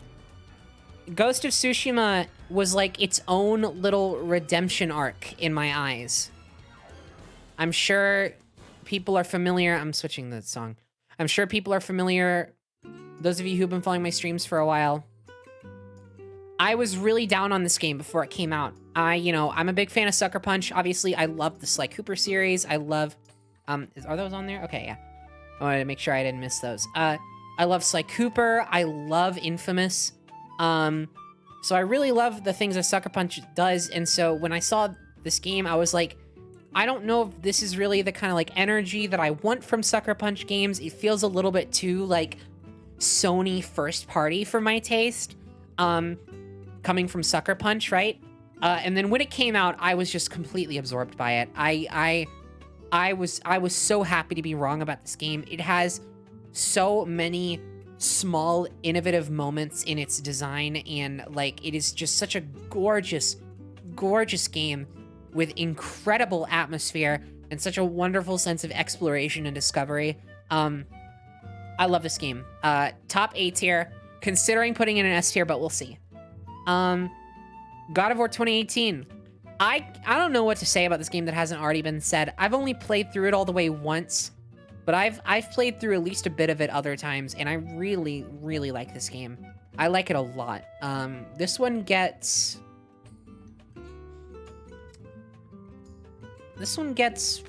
I think, right below Dreams for me. Just because Dreams is a more personal kind of like appeal for me, but God of War is really good. I think it has a wonderful story, and it does really cool character work. I like the theme of it. All right.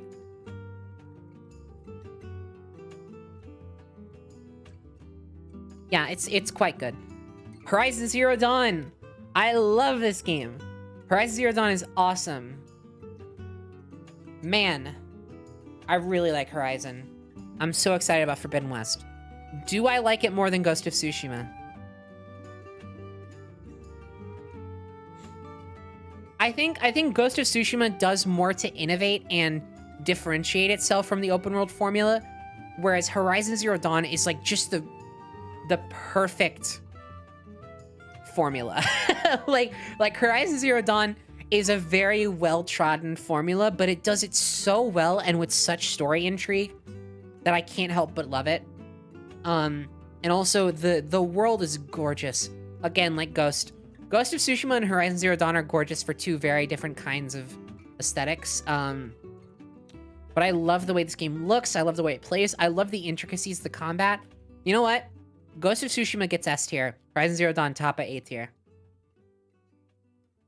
It's gonna be so funny to me if I look at my previous version of this list and it's like exactly the same, save for the new additions like Crash and Ratchet and Clank and The Last of Us. Oh my god. So does YouTube ever does this thing? Oh my god, does YouTube ever do this thing for y'all where if you watch a lot of videos in a row, or if you like navigate to different videos, it's like it's compounding the videos you've watched up until that point. Like, no, I'm not talking about an "Are you still watching" thing. I'm talking about it will literally get slower the more I watch YouTube, as if it is keeping every single previous video I've watched in like memory. It started doing this recently, like within the past year or two. It has started doing this, and I have never seen anybody else talk about it. But I kid you not, it gets specifically really bad if I watch a playlist. Like, watching a playlist does it quicker than anything else, but it still does this even just browsing the site. I'm serious. Like, I'll watch through a bunch of videos, and it's like it is simultaneously trying to load every single one of the video pages in memory, and then at a certain point, it'll just freeze up. At a certain point, it'll just freeze. And then I refresh the page, and everything works perfectly. As if I literally have to manually dump every single previous video I've watched in that session from a cache or like a memory bank of some kind. I don't know why it does this. I've never heard anybody mention this. I don't know how common it is. Or like if it's on a user end or on a website end, but it is so annoying. Anyway.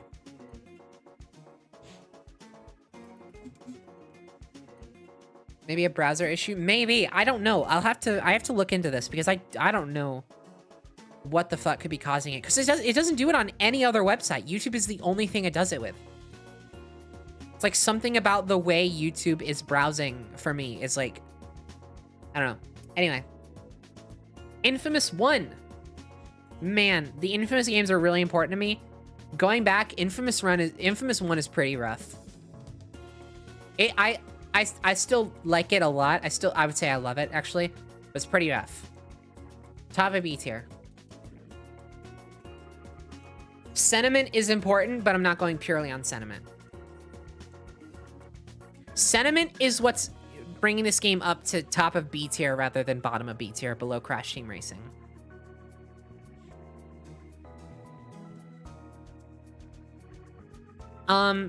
Infamous 2, oh my god, this game is so special to me.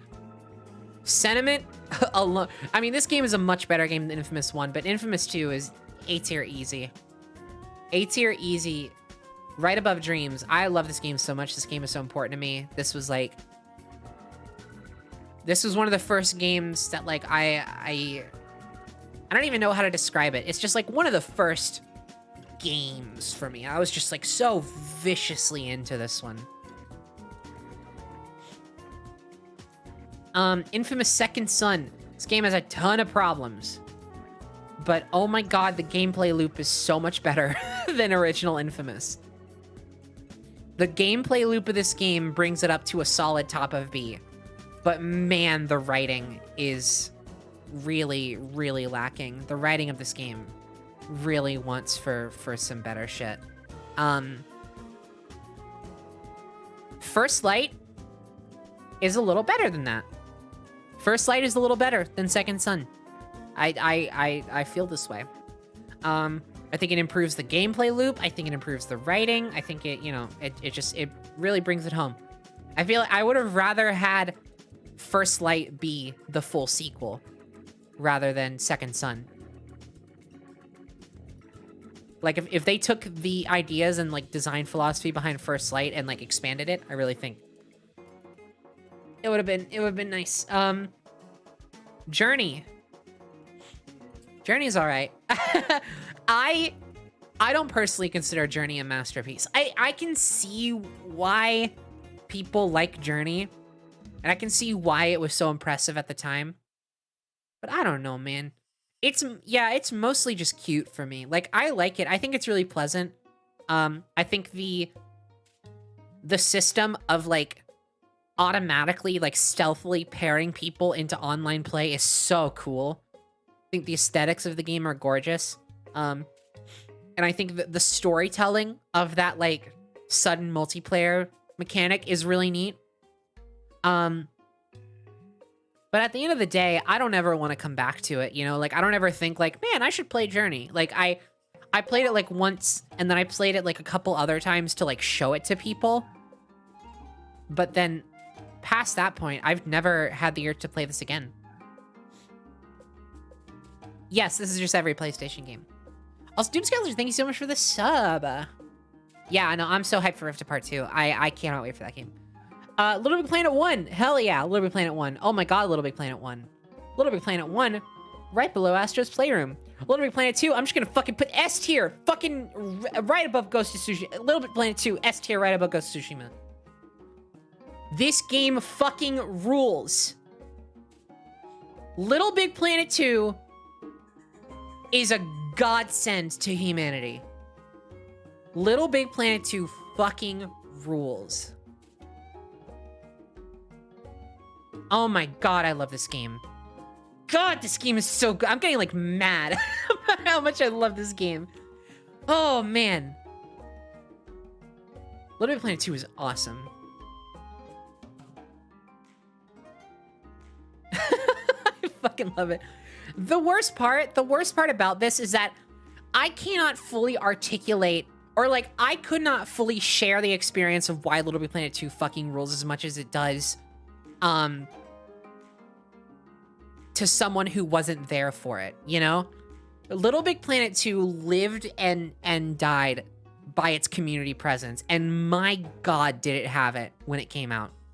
I still love the main campaign for this game. I think it's so cute. I think it's so fun. It's such an improvement over the campaign in Little Big Planet 1. But I don't know, man. It was just, this game was like the perfect storm of timing and quality and care and love and community enthusiasm. Oh man, Little Big Planet 2 is so good. Little Big Planet 3, you're all right. Little Big Planet 3 was really done dirty by being as rushed as it was. I think Little Big Planet 3 has to go bottom of B tier, but I can't in good conscience put it in C tier. Yes, I'm putting Little Big Planet 3 above Journey. I know. I don't care. This is me. This is how I feel. You know what? Fuck it. I'm gonna right below Infamous. I really like Little Big Planet. What can I say? I think Little Big Planet 3 is fine. It just really needed more time in the oven. It just needed time. It needed time. It did not have the proper publisher support that it needed to really thrive. I think Sumo Digital was really trying to go for something with this one, and you can tell they wanted so badly to improve on the formula of 2, and they almost did. They got so close, but it's just all the technical shit, man. This game was really, really brought down by its technical shit. That's like the one big problem of this game, is that technically it's a little bit of a mess. And it was the worst at launch. Like, at launch, this game was, like, near unplayable at times, which is what killed it in the long run. This game did not have the same community presence at Little Big Planet 2 because people came into this game, they played it, they said, oh my god, this is so rough. Like, everything is breaking, everything is, like, not running properly. I can't work with this, and nobody made anything for it, right? And so then they tell other people not to play it, and so you can't bring more people in like what happened with Little Big Planet 2. So since these games live and die by their community, this game did not have that community because it had such a rough start. It didn't have the opportunity to build that, and so it was done dirty. If it just had more time, it could have been so fucking good. There is a solid chance with what they were trying to do with this game, this could have been like an S tier. I really feel that way. I think the story of Little Big Planet 3 is so sad. Yeah, exactly, Alexa. And yeah, you could access all of the old content as well. It could have been so good. We were this close to greatness with Little Big Planet 3.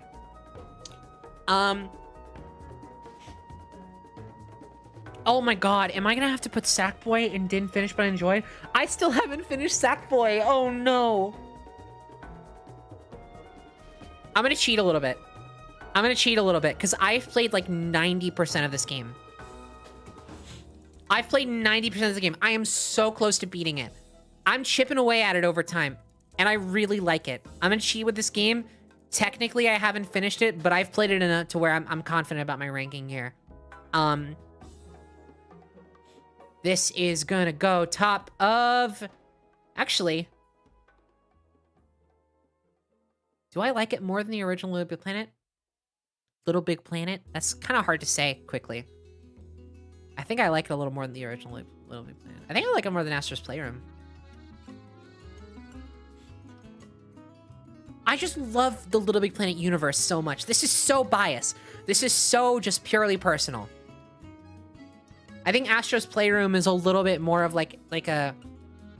It's gonna be more appealing to more people, but for me, I really appreciate Sackboy. I love it so much. I think it's really good. Yeah, I feel good about that. PlayStation All-Stars. C tier. I was this close to put it above Journey. No, below Journey for sure. C tier. It's fine. It doesn't copy Smash Bros. Enough. I've been over my opinions about this. I'm not going to recount all my opinions about PlayStation All-Stars, but the thing that hurts PlayStation All-Stars the most, just as a succinct summary of my thoughts on it, the thing that hurts PlayStation All-Stars the most is that it tries so hard to be Smash Bros., but then it stops at, like, the finish line, where it matters most. It tries so hard to be Smash Bros. Until it doesn't, and then the little bit that it doesn't, makes it bad to play.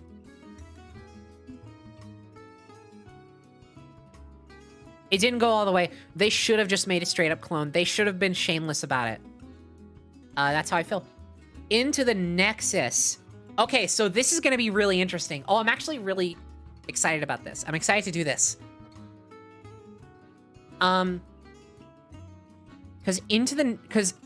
you know, I was saying earlier, all my Ratchet rankings were relative to the Ratchet games. How are they going to be compared to other games? Let's see. Into the Nexus. It's higher than C tier. Into the Nexus is... bottom of B tier. Wait. Middle of B tier. Above LBP3.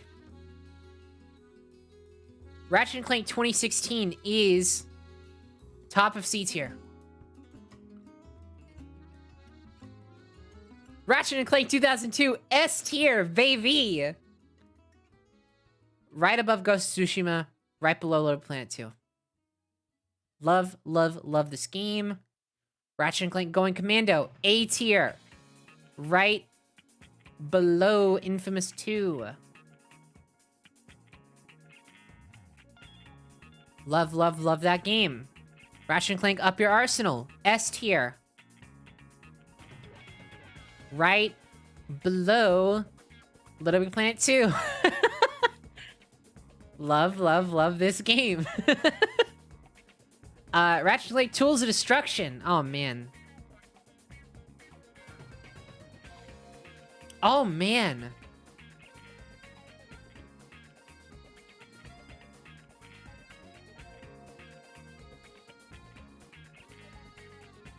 Oh.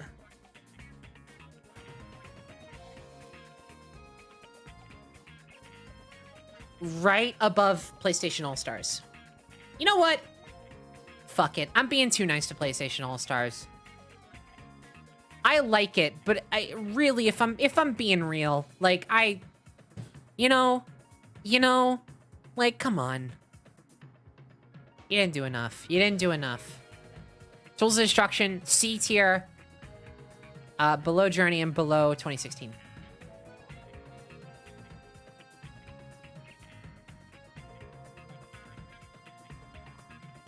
Quest for Booty.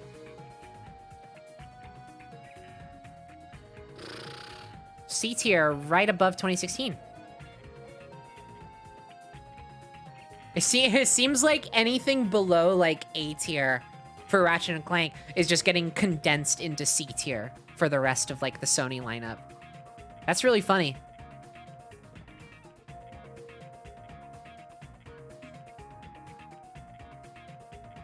Crack in Time. Oh, man, S tier.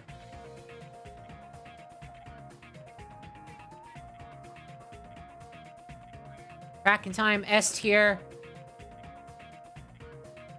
Right below up your arsenal.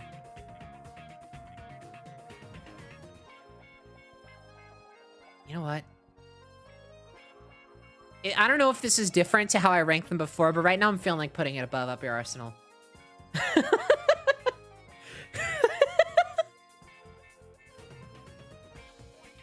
What did I say earlier? I said literally any given day, these two completely switch around.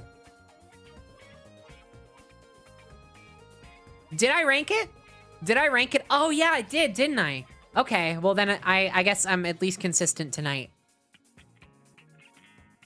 Sly Cooper and the Thievius Raccoonus. First Sly Cooper game. Let's see. That is a solid B tier title. Above the likes of Into the Nexus. Below the likes of Infamous 1? No, above the likes of Infamous 1, but ever so slightly. I just think the tone of Infamous 1 is a little bit hard to go back to.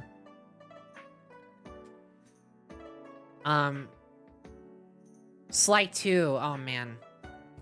Sly 2 is pretty fucking good. Sly 2 is pretty damn good. Oh man. Sly 2... Probably... above Dreams. Right above Dreams. Right below Ratchet and Clank 2. Alistar, thank you so much for the raid. What's up, y'all? I'm ranking PlayStation games. Sly 3. Solid B tier. In between First Light and Second Son.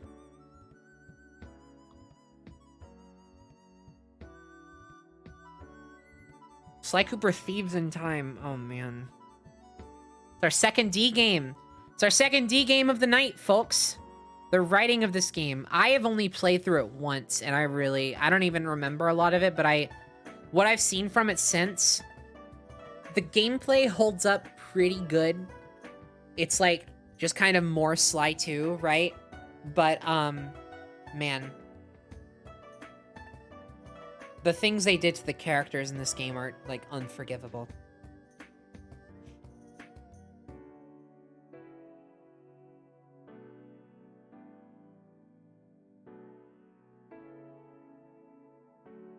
Oh, man, Spider-Man 2018. So, last time I did this tier list, I ranked the 2 Spider-Man games as my favorite PlayStation games. With Miles Morales just beating it out. And I still strongly feel like these 2 games are S tier for me.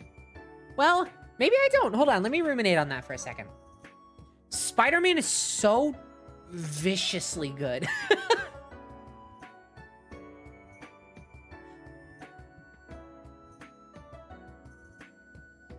Spider-Man is S tier, for sure. Spider-Man is S tier. You know what? The more I reflect on it, I actually, as much as I love these games, like, do not get me wrong, these are S tier for a reason. I'm just gonna go ahead and put them both in S tier. They're S tier for a reason. They are incredible. The best Spider-Man games of all time, some of the best superhero games of all time, if not also the best of they're so good. Insomniac are incredible at what they do. They are impossibly good at making Spider-Man games. I think what's missing for me from these 2 games is the sense of completeness in its world, which honestly I think Miles Morales does a little bit better. I've talked about this before, and it's a thing where I don't even know how I would ask them to do it differently if I had the chance. But as alive as the New York cities in these games feel, I still feel like they seem a little bit too much like a backdrop, like just a playground, like just like a physical space to jump around in, rather than a city that's responding to your actions. And again, I don't know how they would address this. And again, I do think Miles Morales does it better. A lot of the side mission structures in this game are much improved over Spider-Man. I think Spider-Man 2018 has some of the weakest implementations of side missions in an open world game I have personally played. And that feels like a really mean thing to say about a game that I love so much. But I truly feel that way. I could not fully fuck with the side missions in Spider-Man 2018. I think they were mediocre at best. And they were just like extremely vapid at worst. Miles Morales does the side missions so much better, but even then, I really, really want them to go the extra mile, because there's only so much more you can add on top of the core gameplay of these games, at least in my eyes, before you start like adding too much and potentially messing it up, right? I think the way they need to expand these games in the future is by expanding the systems of the actual world you're playing in. And again, I don't have any suggestions on how to do that. I just know it's something I miss from these games. That the likes of Ghost of Tsushima gave me. That I think puts it a little bit above, actually, now that I consider it more recently. Spider-Man games should honestly be perfect for side missions. Yeah, that's the thing, right? That's the thing, is that I feel like Spider-Man's relationship with New York is such an important thing that is missing from these games. Also, no, that's not an SS tier. This is I moved my haven't played tier all the way up to the top because it was so big that I didn't want to have to constantly scroll down through it to get to the other ones. This is not SS. So yeah, I truly, like... Also, yeah, can we not discourse? Can we not discourse in the chat? There's really fucking no reason to argue about shit. Yeah, like, I just feel like Spider-Man's relationship with New York is, extremely, extremely, extremely important to the dynamic of Spider-Man, and I feel like they really need to build on that in future games in a more dynamic way and in a more affecting way, if possible. I know that's a sentiment that comes through during the story portions of these games, which I really appreciate. I'm not saying it's not there, but it's not there as much in gameplay as it is in its writing. So, yeah. All right, let's get The Last of Us. Oh man. So, y'all may have noticed I've been talking about The Last of Us a lot recently. I've been referencing The Last of Us a lot recently, because I just recently did a full playthrough of both these games.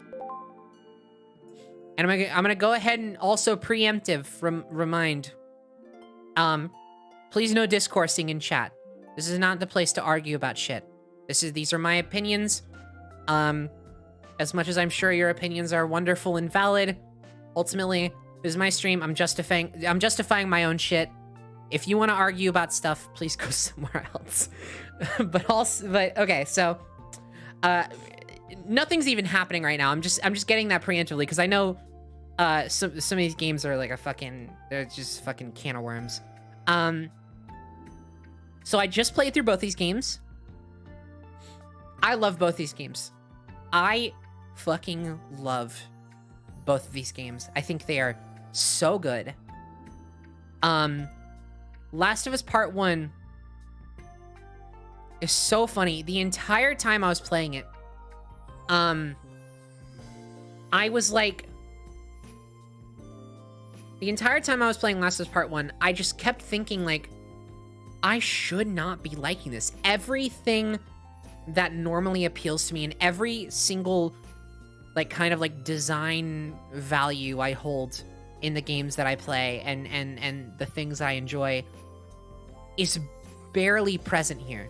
Like, I don't know why I like this game, but something about the way that this game meshes together, its very minimal systems into its extremely appealing story and character work. Oh, really? I really like it. Also, sorry, I just got a little burpy there for a second.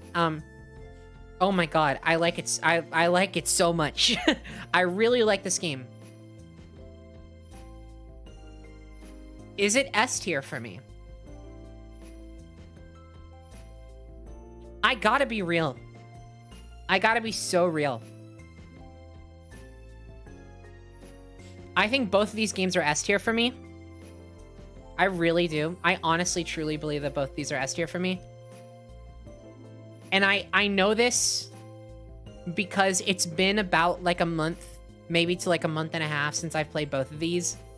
And I'm still thinking about them and talking about them and like comparing them to other things. And like, it's just the experience of these two games are like constantly in my mind recently. I just think they have just stuck to me. They gripped me so much. Never been in The Last of Us. I understand the appeal, but I'm so over zombies just as a general genre. Let me explain to you. I understand.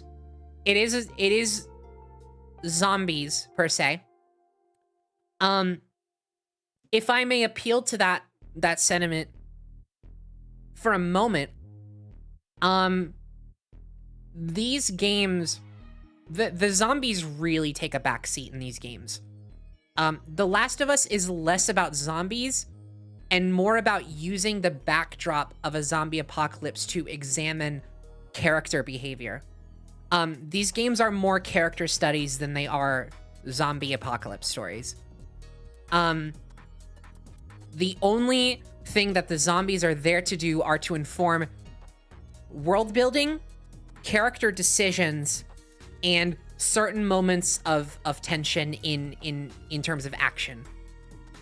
But so much more of these stories are about character interaction. They're about love. They're about loyalty.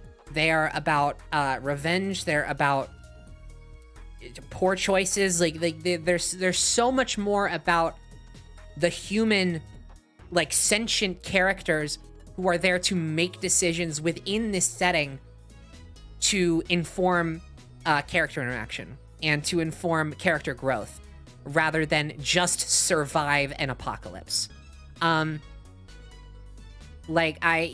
don't consider these games zombie games. I consider them like character games. They're character studies.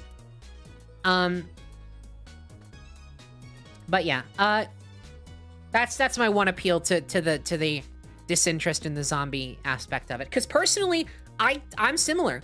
I really like the zombie shit. I like, at the end of the day, it's not what I like about these games.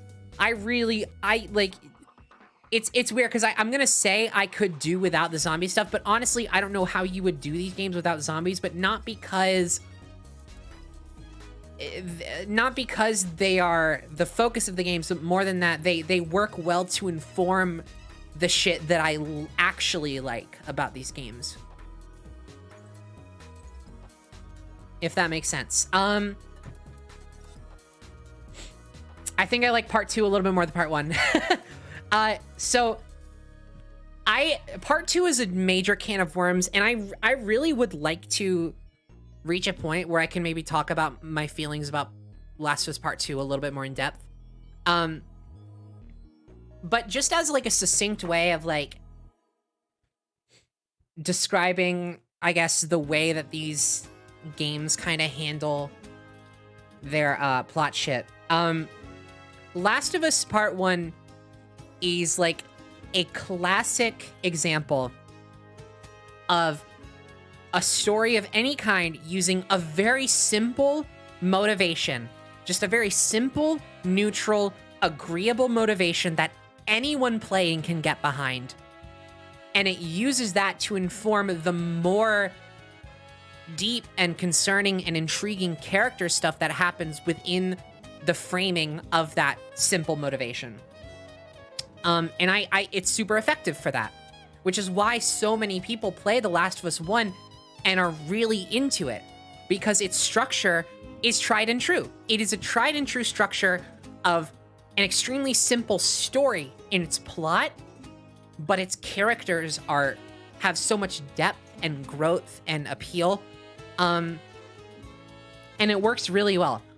What The Last of Us Part 2 does is like entirely different. And also, kind of the same. Because The Last of Us Part 2, and just in case, like, just in case you haven't played, I'm not going to spoil anything. But Last of Us Part 2 is essentially twice as long as The Last of Us 1. And there is a very specific reason for that. There's a very specific decision it makes with its story structure that inspires that length versus something like The Last of Us 1. I appreciated it because the first about like half of the game, I did not know how I felt about it. The first half of the game, I was like, there are aspects of this that I really like. I think the opening of this game is so good and strong and like really grips you. I think it's a perfect tonal continuation of the first game. I think people saying that Last of Us Part 2 does not feel like a sequel to Last of Us 1. I think they're wrong. Personally, I disagree. I really think that this game tracks. Like, I think it makes a lot of sense considering what happens in the first game. But again, that's neither here nor there. I didn't want to get into everything about this game. Just talking about structure. So this game opens up well, and then kind of near the middle point, I was like,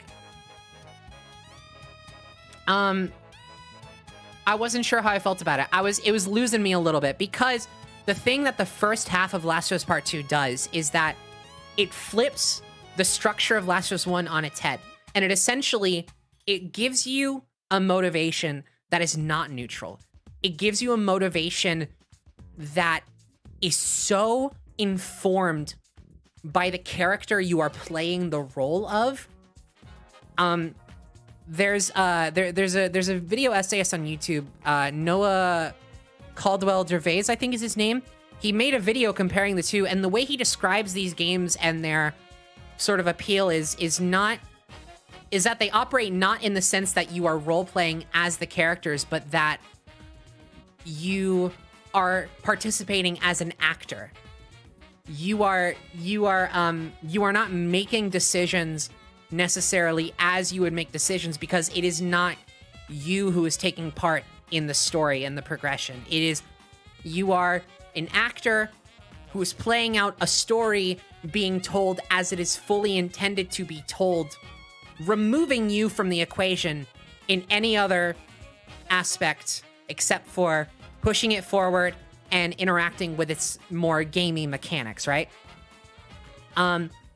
So The Last of Us Part 2 kind of takes that to its logical extreme, and in the first half, it gives you a motivation that, I mean, well, you know, I can't say it for everybody, but for me personally, and granted, this was informed by the fact that I went into it kind of knowing every single plot beat, which should also, I guess, properly express how much I love what this game does, because I went into it knowing every single fucking thing that would happen, and I still got so much out of it, and it still affected me a lot. But I knew kind of like what the game was going to try to say, and so I was already not super down with the motivation in the first half. I was already like, I was like, no, I'm not into this. I don't want this. I don't agree with this. I don't agree with this motivation. This game it's putting me through this story, but not from the position of it's a very simple, agreeable, neutral vehicle for larger character work. The vehicle is the character work. Specifically in the first half, it's a contentious goal. It was a contentious goal for me. I was like, I'm not in this. And honestly, past a certain point, that started to grate on me a little bit, because I was like, I don't know. I don't know how I feel about the idea of finishing this game if it's all going to be like this. But then, this is where the big fucking but then comes in. Because, and this is what I was getting to, Part 2 also does what Part 2 what Part 2 did. Or Part 2 also does what Part 1 did. Sorry, I completely fucked that sentence up. Part 2 also does what Part 1 did. In its second half. Because the second half of the game does this really interesting thing where it essentially plays out, and it's subtle. It's not really super in your face about this, but it plays out as a sort of subtle parallel to the way that part 1 operates. And I fucking loved that. I loved the back half of part 2 so much more than part 1, barring maybe the first like hour or two of and I don't mean part 1 as in like the game part 1. This is fucking confusing. I'm sorry. I'm trying my best to explain this in any sort of concise way. I loved the back half of part 2 so much more than the first half of part 2, barring maybe the first couple hours, because I really love the tone of the first couple hours. I think it's super sweet. Before shit like goes down. And I don't know, so I just, and you know, just to get into like a cursory couple of other things, again, without spoilers, I don't think that Last of Us Part 2 is particularly condescending. I'm gonna say a hot take here. As someone who truly, personally subscribes to the idea that Part 2 intends to play itself out more as this is a story about characters and not necessarily about you. You don't have to take specific things from the story. You just need to take what you're going to take from this story. And yes, we are trying to tell you certain things. We are trying to get across certain things, but at the end of the day, it's subjective. Personally,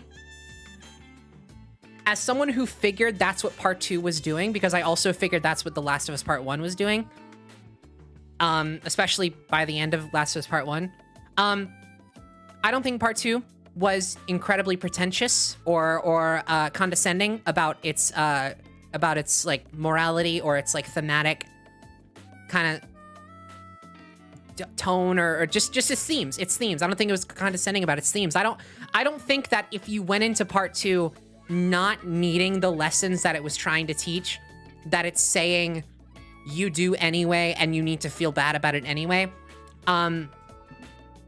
Seeing how people talked about part 2, I got the impression that it was this really fucking ham-fisted, always trying to make you feel bad for shit kind of thing. And when I played it, I just didn't have that experience.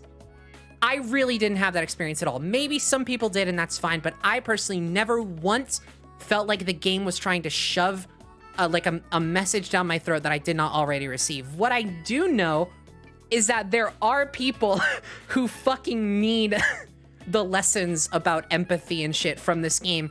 And I think the responses to this game alone will tell you that in certain aspects. Obviously, there are plenty of fair criticisms. I don't think this game is perfect. There are things I will gladly criticize about it. But also, this was my hot take. I feel like Undertale is a more condescending game than Last of Us Part 2. I fucking love Undertale. I really do. But Undertale does more of the thing that people gave Last of Us Part 2 shit for doing than Last of Us Part 2 does. I swear I'm not trying to shit on Undertale for that. But the thing that people were giving Last of Us Part 2 shit for doing is exactly what Undertale does with its fucking like kill all route. And Last of Us Part 2 did not do it. Well, I can't say it didn't do it at all, but it did not do it to nearly that extent. And certainly not to the extent that people gave me the impression it was going to do. That's just my take. That's how I felt playing the game. To sort of sum this up, because I know I've talked a long time about these two games, and like I said, I would like to at some point get into maybe like a deeper discussion. I've wanted to do like a video game podcast for a little bit. I've talked to Joy about doing a video game podcast together. That's neither here nor there. Maybe someday I can really fucking get into it. But the thing that really solidified Last of Us Part 2 as something really special to me, just as an experience that I really fucking appreciated having, I am someone who really likes to be affected by the things that I play or experience. And even going into Last of Us Part 2, like I said, I played this game and I knew every single plot beat. I knew everything it wanted to do. I knew everything it was trying to go for. I knew everything that was going to happen on a larger plot scale. I knew everything. I was playing it to see how it culminates for myself. When I played this game, even considering all of that, by the end of it, I had experienced one of the most heart-wrenching and like pathetic, but I mean this in a positive way because it was intending for this. One of the most pathetic and limp boss fights I have ever experienced in a game, where I shit you not, I intentionally failed at least once or twice because I was so invested in what was going on, and I was so viscerally like conflicted that I didn't want to win. And even in something like Undertale, where the whole fucking message of it is like, oh, you're twisted for doing the kill all route, aren't you? like, you're a little fucked up, aren't you? You're a little bit of a bastard, aren't you? Even during all that, by the end of it, I did not have a situation where I was not like incredibly overjoyed to beat a boss fight. And to be fair, that's also what it's going for.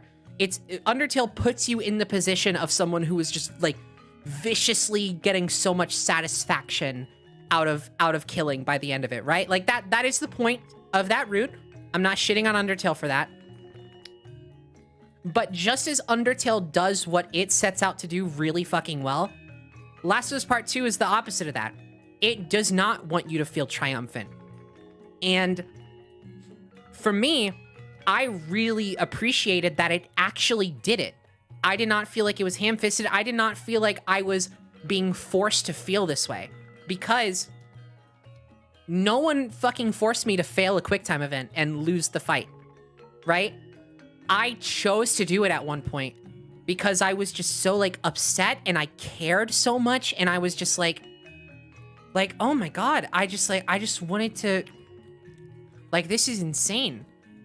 That is the only time a game has ever fucking made me feel that way.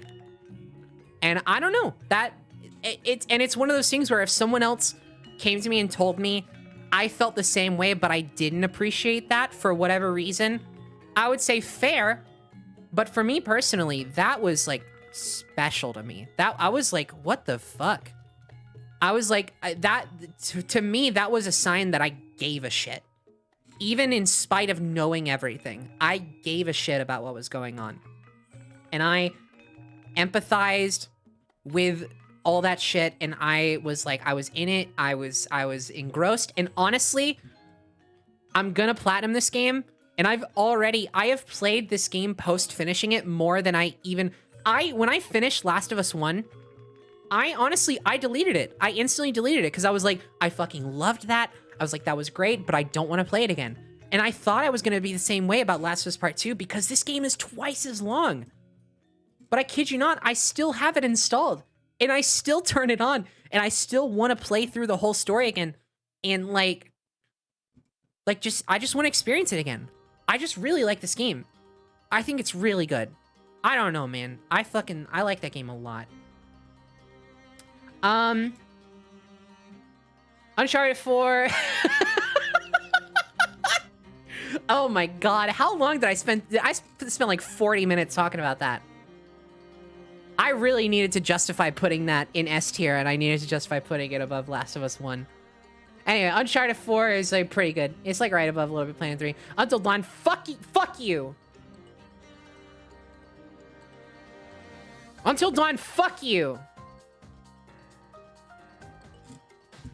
This is my Sony tier list.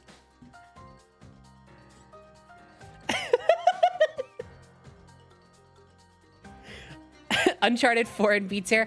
Well, yeah, Uncharted 4 has the Naughty Dog problem for me that I thought Last of Us Part 2 was gonna have, but miraculously did not. Where I played it once, I was like, that was great, and then I never ever have wanted to play it ever again. I'm not kidding. I have never once wanted to play Uncharted 4 again. And I liked it a lot. I thought it was so good. Oh, it was so good. It was so fun. It's just a fun little action romp, but man, I'm never going to play that game again. I sincerely expect I expect I'm never going to play Uncharted 4 again.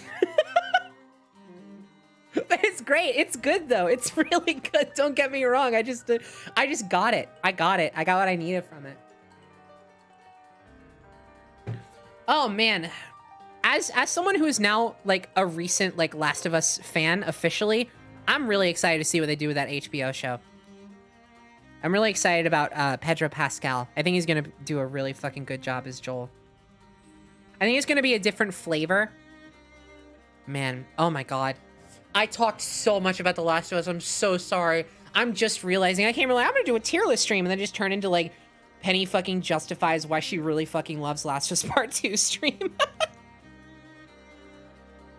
And I honestly feel like I only halfway talked about why I loved it. Man, I guess I really need to do like a podcast or like a fucking video or something about Last of Us Part 2. I clearly have so much I want to say about it.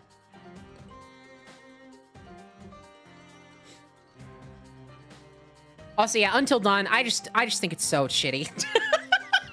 I really don't. I'm not a fan of Supermassive's game design. I'm not a fan of their horror design. I think Until Dawn was a fluke and like people accidentally liked it. And I think that every single game that they've done since that has tried to replicate the success of Until Dawn has completely proven that from the beginning, this formula of game is actually really shitty and didn't need to happen. Whoops! Sorry! I'm so sorry. I'm being so mean. I'm so sorry. This is not, I don't have any personal issues with anybody working at Supermassive. I'm sure they're fine. I'm sure they're fine people. I always have to say that because as someone who like, I really try to think of, dev teams or like, you know, like show teams as like just individual people. And so I really don't like being mean about shit. Even if it's like, even if I honestly feel that way about Until Dawn, I still don't like, I'm being mean about Until Dawn and I'm trying not to be mean about Supermassive because I know, you know, everybody's people, everybody's doing their best. I'm sure there are plenty of just fucking extremely talented people at Supermassive, but oh my god. I don't know what it is, but like y'all gotta get like new writers or like just something about the way they designed horror. It's just like really cheap, very heavily reliant on jump scares in a way that is never earned. And I don't know, man, I just didn't enjoy Until Dawn at all. And I have enjoyed it less as time goes on. It's interesting that you chose to Until Dawn to fandom. I know, right? It is interesting. Because also, Until Dawn, as much as I really kind of hate this game, it has given me one of my favorite fandubs I've ever done in Until Dawn Part 2, which isn't even out yet, but man, I love it so much. Okay. We should do more. We should do more of these, because I gotta get out of this. I gotta do some stuff that isn't video games. Hi there, Fuzzball. Blue 2 is on sale right now and that whole rant, affectionate, has now prompted me to give it a chance. That was all super interesting to hear. Hey, you know what? That really makes me happy. I hope you enjoy it. Like, at the end of the day, like I said, it's not perfect. I personally got some real fucking nice value out of it. I found it a valuable experience for me. If you disagree, it is what it's going to be. I will say, it's sometimes a little rough to get through. It doesn't pull punches, but I don't ever think it is too mean-spirited. I also don't agree with the fact that it's torture porn. I think that's a little bit too... I've seen things that are like just ridiculous. Like I would call something like fucking Invincible more torture porn than The Last of Us Part 2. I think The Last of Us Part 2, similarly to how I feel about BoJack Horseman, although a little bit less so with Last of Us Part 2. I feel like there's more brightness and optimism in the game than people give it credit for. I don't think it's overly cynical. I don't know. That's just me, though. Maybe that's just me trying to defend a thing that I enjoyed. But I enjoyed it. So I genuinely feel that way. It didn't read that way to me because if it did, I wouldn't have enjoyed it. So fuck it. Fruits? Hell yeah, let's do it. Wait, I think I did this already. Didn't I do this? I don't know. TV and movies. Yeah, I think I did fruits. These are all going to be like similar. Candy. Oh yeah, this is happening. I would definitely listen to a gaming podcast with you and Joy. That absolutely flew by. Oh, hey, I appreciate that. You know what? As someone who was really concerned about that rant I just did, because I thought it was going to be like, I thought like, well, I was just like, that's just a vicious, blemish on this archive. That makes me very happy to hear. I'll have to talk to her again about putting something like that together because I know we were both really interested. I didn't do candy. I did theater snacks, which included candy. But there's so much more here. Right? Look, at the end of the day, that stream isn't even archived. This one will be, by the way. I'm gonna switch music, by the way.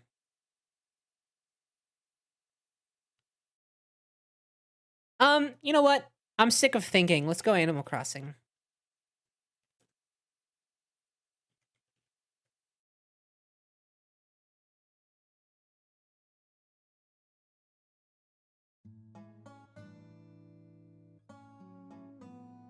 Oh my god, it's doing it again. I literally have to refresh. And yeah, no, it's just perfectly smooth. That's insane. I don't know what that is.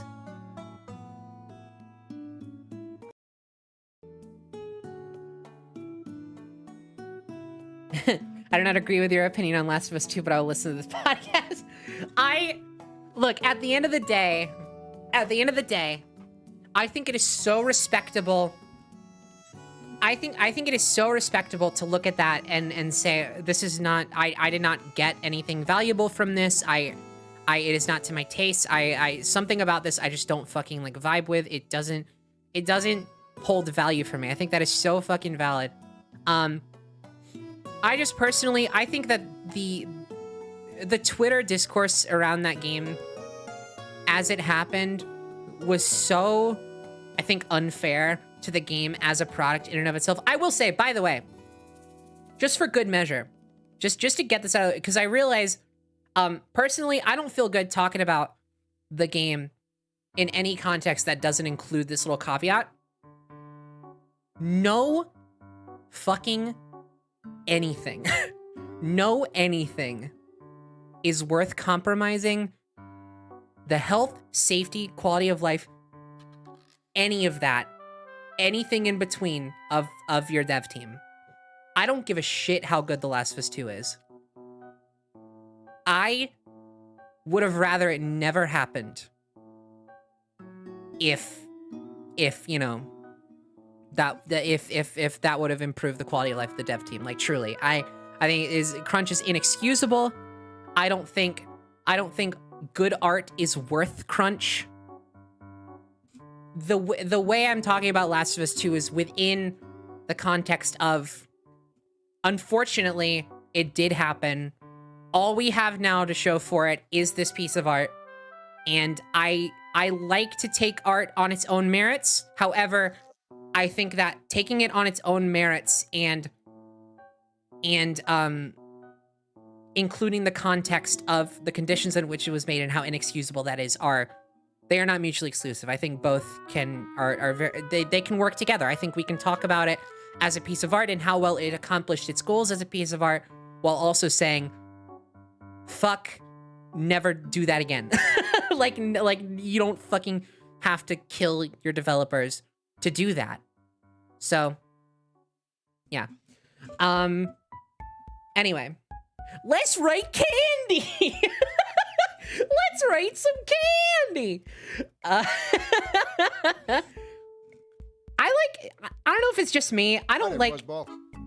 Say what you want about Last of Us, but I will. Stand my ground that Sly 3 is significantly better than Sly 2. Hey, you know what? That's fair. I personally, the only reason I put Sly 3 below Sly 2 is because I remember more of Sly 2. I haven't played them in a long time. Also, I was gonna say, I don't know about y'all. When it comes to tier lists, I can't get behind this, like, cop-out shit of putting D instead of F, you know? Why are we putting D tier instead of, like, you gotta fucking go for it, you know?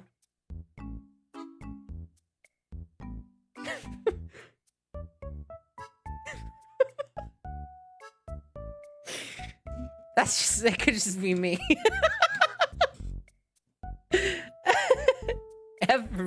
Fuck you. Failure, fuck you, yeah. I'm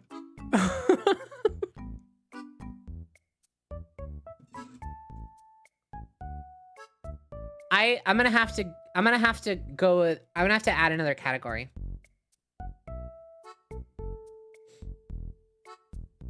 I don't remember the, no, I'm keeping that. I'm keeping it. What did I just say about going for it? I don't remember the taste.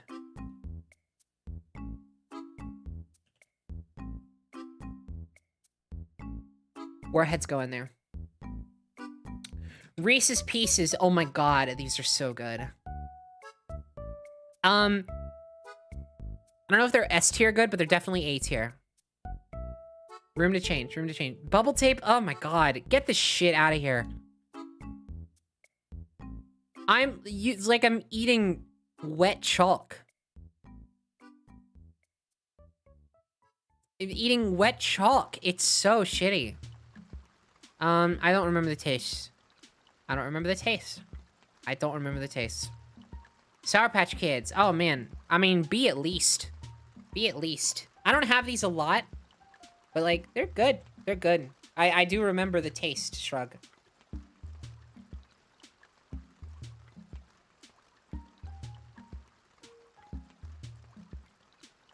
The gum wasn't good, but it was fun that it came as tape. Yeah, but at that point, like, raise your standards. You specifically. Raise your standards, Ghost Lizard 277. What the fuck are you doing? You deserve better.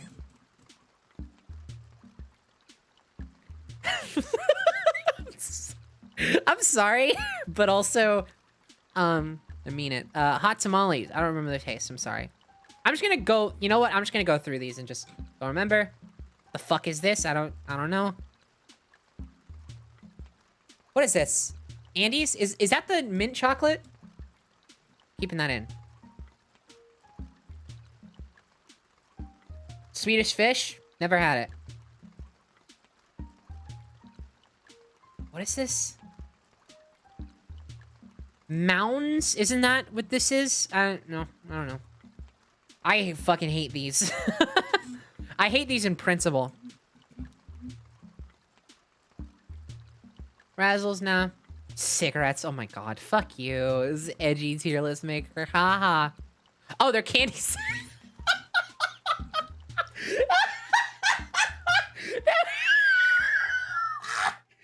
It seems we've come to a misunderstanding. Oh my god, oh my god, I just got lightheaded. I've never had these. That is so funny.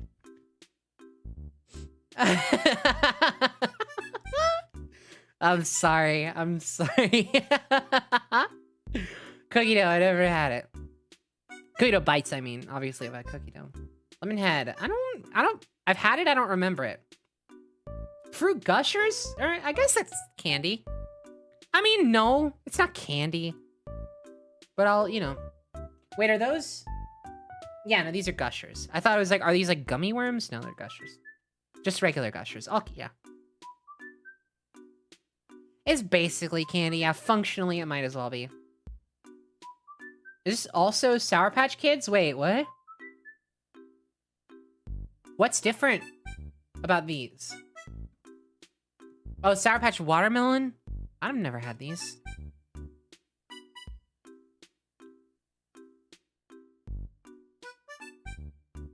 All green? Oh.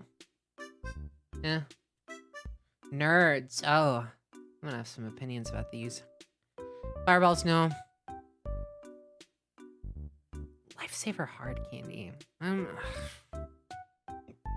not like... I've had them. Pez, I don't remember. Pockbox, I don't remember. I don't know what the fuck that is. Mike and Ike, I don't really remember. M&M's, jelly beans. Jelly beans. Wafers. The hell are these? Get out of here. Oh yeah! This is happening! Sorry to be autistic, but does anyone else get incensed when someone mispronounces Reese's as Reese's? Like mispronounced names infuriates me to no end, cause my name and other foreign names got ruined all the time in school, but still? I don't get like super frustrated, but also yeah, it's just not necessary. It's a possessive form of a name, Reese's. I will say, what does get me infuriated is when people go the extra mile of saying Reese's Pieces. Like, you're just fucking with me at that point. Like, what are you doing? Do you think this is a fucking game? Obviously, I'm exaggerating. Almond Joy, I don't remember these. These, I mean, I can't not remember these. Look at them. Okay. Let's go. All right. What is this? Blow Pop? Is Tootsie Pop here? No, this is Blow Pop. This is Tootsie Pop. Tootsie Pops? Oh my god. I'm sorry. They fucking suck. I think I like them less than Bubble Tape. The texture of a Tootsie Pop is abhorrent. The texture experience of a Tootsie Pop is like demonic. Like, why the fuck would you do that? To yourself or anyone else? I feel similarly about Blow Pop, but like a little less so. It's a little better than Bubble Tape, but not by much. These all kind of occupy the same area of like, why the hell would you do that to your mouth?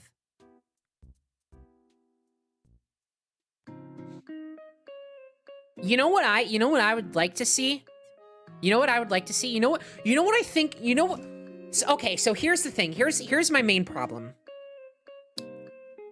Putting things that are chewy in hard candy is futile. There is no fucking point. Why are you doing that? You know it would be great? You know it would be fucking great? If you put like fruit gushers, little jelly in a popsicle. Not a popsicle. That's a frozen one. In a lollipop. That's what I'm thinking. If those exist, I've never had one.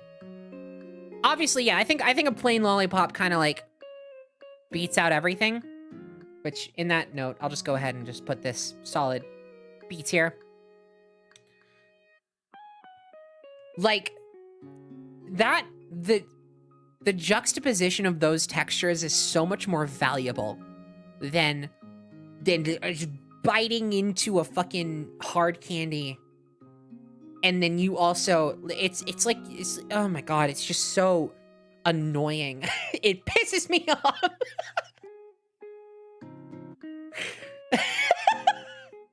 Okay. Sweet Tarts.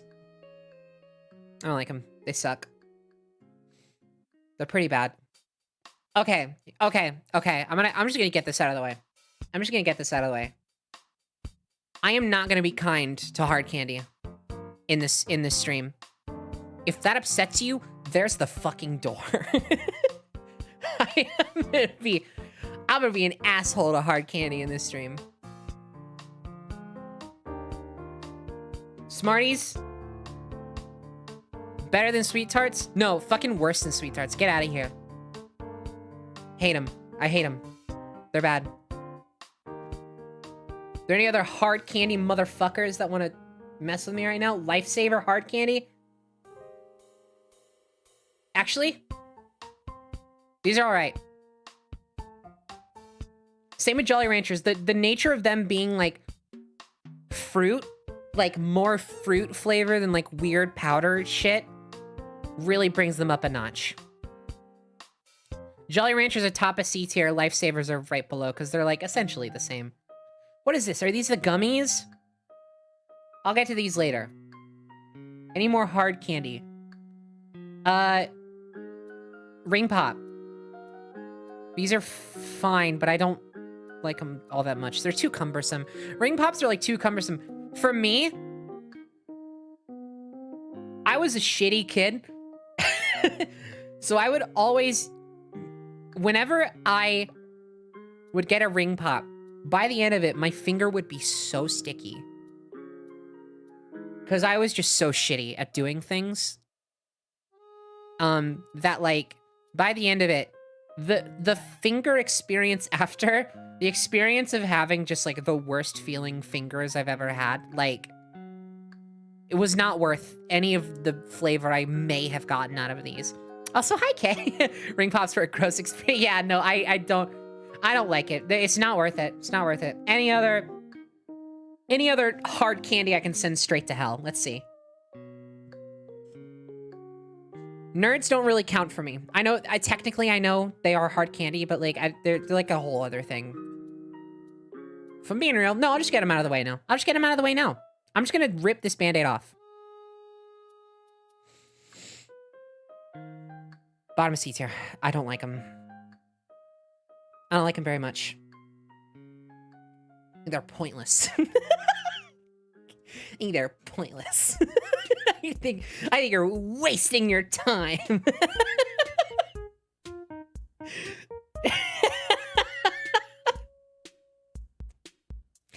I think it's fitting that they're called nerds, because I think only a geek-ass motherfucker would enjoy those things.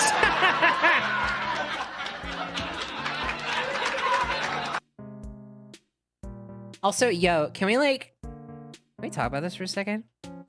Why the hell are there two lifesavers right next to each other? This is fucking weird, y'all. I don't know about you. Oh, god damn it. Suck on a push pop until it's pointy to have a lovely little weapon. I know, but if you're going for a weapon, just use a fucking like candy cane, right? Thank you so much. That's really generous. Anyway, back to my bit. I had to do it. It was from the top. Oh my god, y'all, why the it's fucking ruined now. Why am I doing by no fault of Mantis Butter, the bit is not worth doing anymore, but I'm gonna do it anyway, and you're gonna watch. Fucking okay. So, I'm sorry. I'm in a mood tonight. Why the fuck? There's two lifesavers here. This is crazy. And they look the same.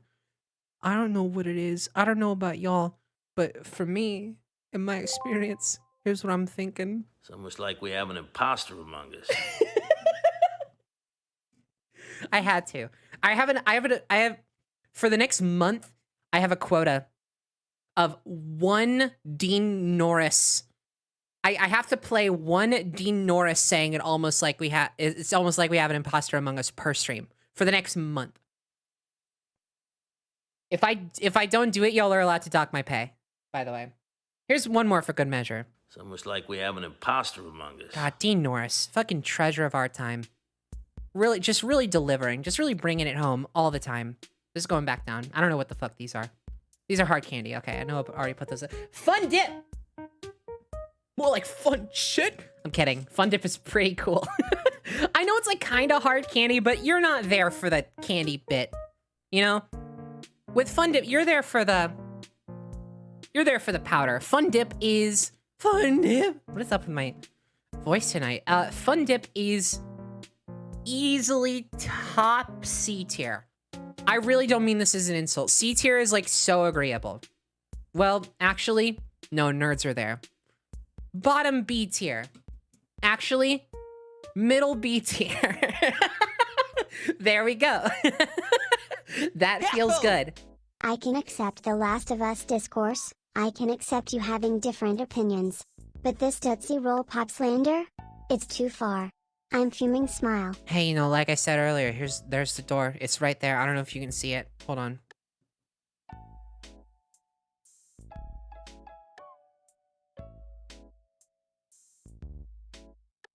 There it is. Who the fuck is this? There are those who sleep and those who pay others. I fucking love Parasite. Okay. There's the two. Which door? Figure it out. You know, you saw how they did it in Monsters Inc. If you've seen Monsters Inc., you have the tools to make it through this challenge. I believe in you. I fully believe in you. Also, K-Cray, thank you so much for the sub just a few minutes ago. I really appreciate it. It's good to see you. I hope you're doing all right. If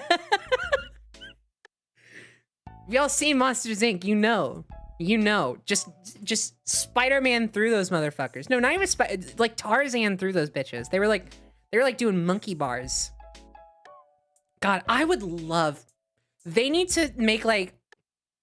Okay, here's what they need to do. Here's what they need to do. I feel so strongly about this. I feel so strongly about this. They need to make a building in Disney World Epcot. And it's like, it's categorized as its own like country in Epcot. And it's just called Door Zone, right? It's just called Door Zone. And it's like just this big fucking gray building, right? You walk up to Door Zone, okay? It is just a gray block of a building. You've never seen it before. It's the first day it's there. It's the first night that it's there. You walk up and there's like an archway that says Door Zone. That's how you know it's called Door Zone. Disney has not talked about this. Disney has not announced this, right? It's just there on your next visit. You walk up to the door of Door Zone, and on the side of the door, beside the door, there's a what are they called? What are they called? The Clipboard. last person did the joke I was going to do, so just have the money. Thank you so much. I appreciate that.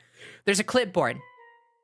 On the clipboard is a sheet of paper that says, by walking through this door, you agree that Disney accepts no liability for what is about to happen. You say, you're feeling a little adventurous that night. You say, you know what? You know what? I'm gonna do it. I'm gonna do it. You walk through. And it's not that the building is bigger on the inside, but vertically it is, because it's not just how tall it is from outside, which is pretty tall, but also the structure is dug into the ground miles below. And within this building is a life-size, horrifyingly accurate, horrifyingly, hauntingly mobile rendition of the door factory in Monsters, Inc. Standing beside you as you enter is a man in a walk-around Mike Wazowski costume. He looks at you and he says, "Have you ever wanted to go?" And you take a moment. He says, "Take your time." And you look down. You look back at Mike and you say possibly the truest truth you have ever spoken, because this comes from deep within. This comes from deep within. This is something you have known, but you never listened until now, until this moment, until this chance. You look at Mike straight in the eyes. Eye. You say, "Yes." And he says, "It's yours." Suddenly you hear zzz, to your left. There comes a pink door, wrapped in a painted display of vines, almost as if it were like the door of like a forest themed nursery. It comes zooming towards you when it stops right in front of you. Mike says, "You know what to do." You grab on. And you go.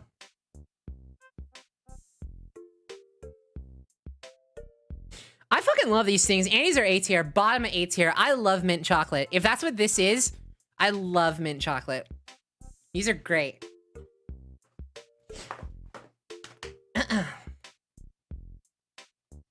Three Musketeers. Me when I watch Coco. Three Musketeers.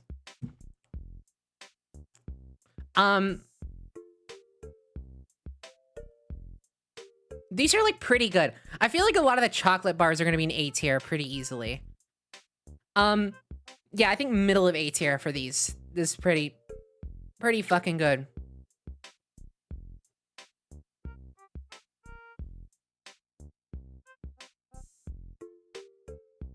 You can't just ignore all that. I'm not ignoring it. I'm not ignoring it. I displayed to you my artistic vision. I was just saying how fucking cool and awesome would it be if they had a building in Epcot that let you do the door thing from Monsters, Inc. The implication is that it's just the door thing from Monsters, Inc. You get to do it.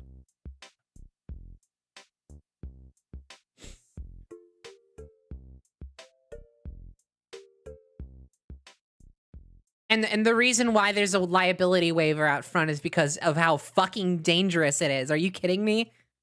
Of course there is.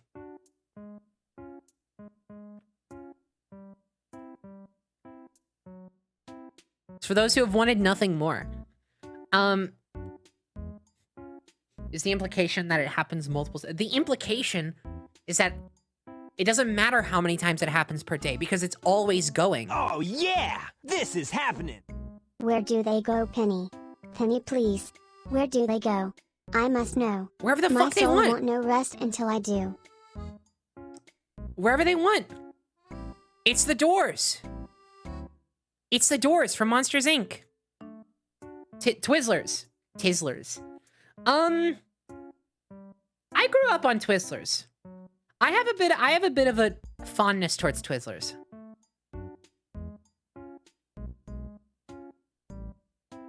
I like Twizzlers a lot. I know it might be pretty contentious to put it above Sour Patch Kids, but I like Twizzlers a lot. There is no other side of the doors. This is it. Funny Bojack. Tootsie Rolls. You know, alternatively, I grew up on Tootsie Rolls, and I can't stand these things.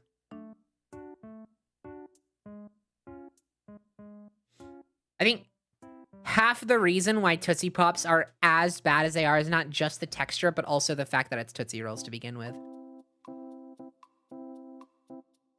Don't forget the hyphen between spider and man. Thank you for taking me on this Doors Zone journey. Thank you so much for coming on the journey. Lifesavers gummies. Actually, you know what? I don't remember these. I don't know why I kept those on. I assume they're pretty good. They're gummies. But yeah. Crunch Bar. Oh my god, these are awesome. S tier. Whoa, this is like a full ass... This is a PNG. Nice. Crunch Bar is awesome. Up. Crunch is wonderful. Kit Kat. Oh my god, S tier. Yahoo! Right below Penny, Crunch, can but you still, please they're like... elaborate on why Fun Dip is in B tier before I shit on my own floor? It's literally a long Smartie caked in citric acid using your own bodily fluids. I don't know, man. The experience of it is better.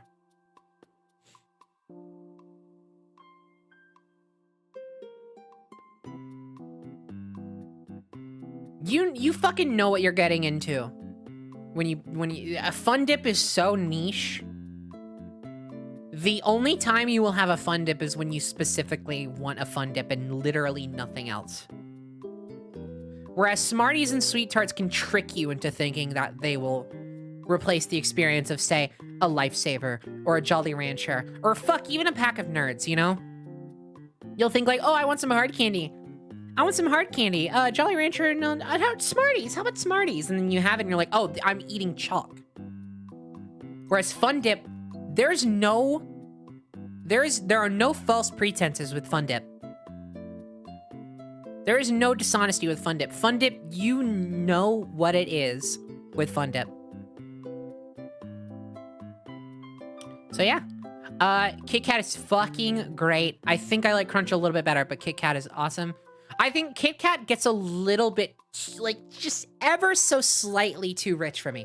Ever so slightly. I think Crunch is a little bit simpler, and so I find it a little bit more appealing.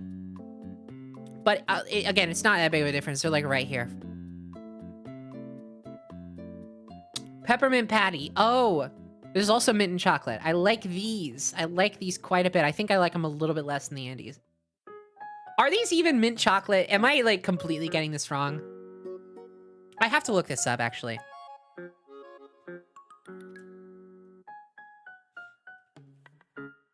Andes candy. Yeah, chocolate mints. Okay, yeah. Yeah, it's like the shit you get at like Olive Garden. Right? Yeah. That's where I got these. Yeah, they're good. They're really fucking good. They're a little bit better than peppermint patties.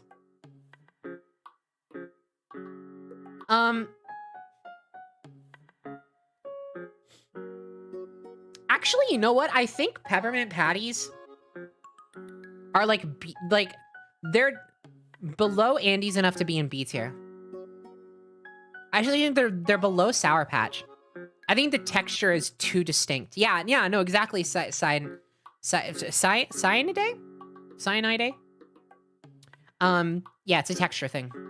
It's too soft. Yeah, yes.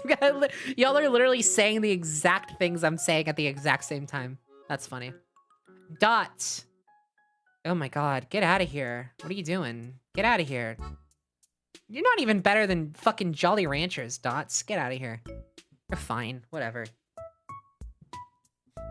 Peeps. Oh my god, okay. Peeps is one of those things where you either love them or you hate them. They're so niche. They're so specifically designed to be exactly what they are. But oh my god, they are awful. I cannot stand Peeps. I align that they're just awful. The experience of a Peep is like, it's like a hell among none other.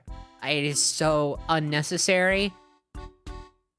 It's overwhelming, and yet also underwhelming. The worst. It is the worst candy on this list. I seriously, yeah, no other candy is going to be worse than a Peeps. We have officially picked the worst one. They suck. I'm sorry. I'm not. They suck. Fuck them. Starburst are fine. They're pretty good. They're right above Peppermint Patty. You know what? Sour Patch is also right above Twizzlers. I don't know why I had Twizzlers above Sour Patch.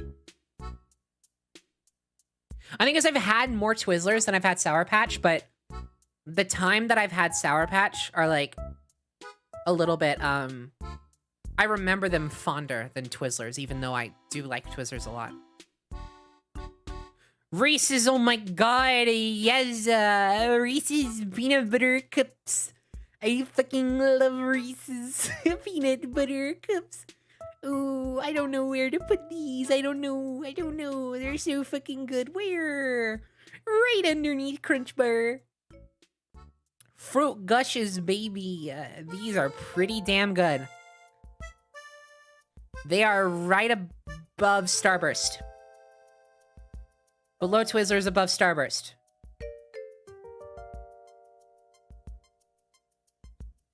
Airheads.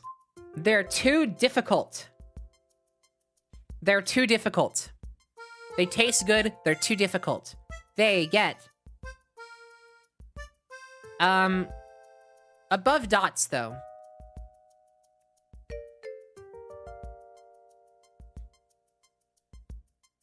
They're hard to chew. They're just like, I mean, same with Laffy Taffy. Actually, Laffy Taffy is much fucking worse.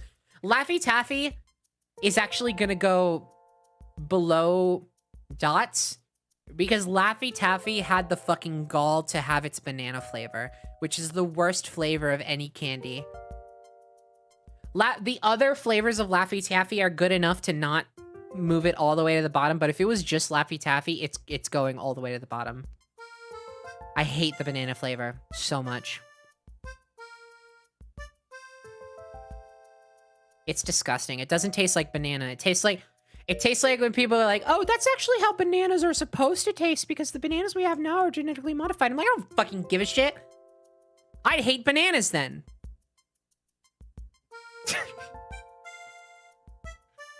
Kisses. Kisses are cute. They're just so agreeable. You can't go wrong with these. Like, they're good. They're pretty good. Bottom A tier.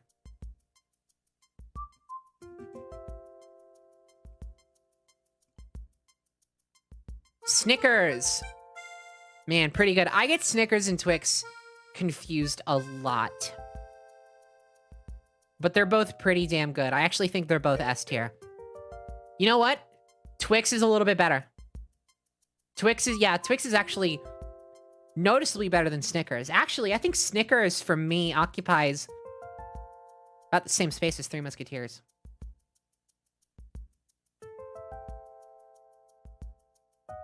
I like chocolate bars a lot. Which is funny, because I like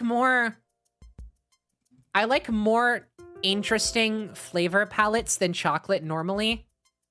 But chocolate bars are, like, insanely reliable. Milk Duds are pretty alright. Milk Duds are also pretty agreeable. I don't have much issue with Milk Duds. I think I like them a little more than Starburst.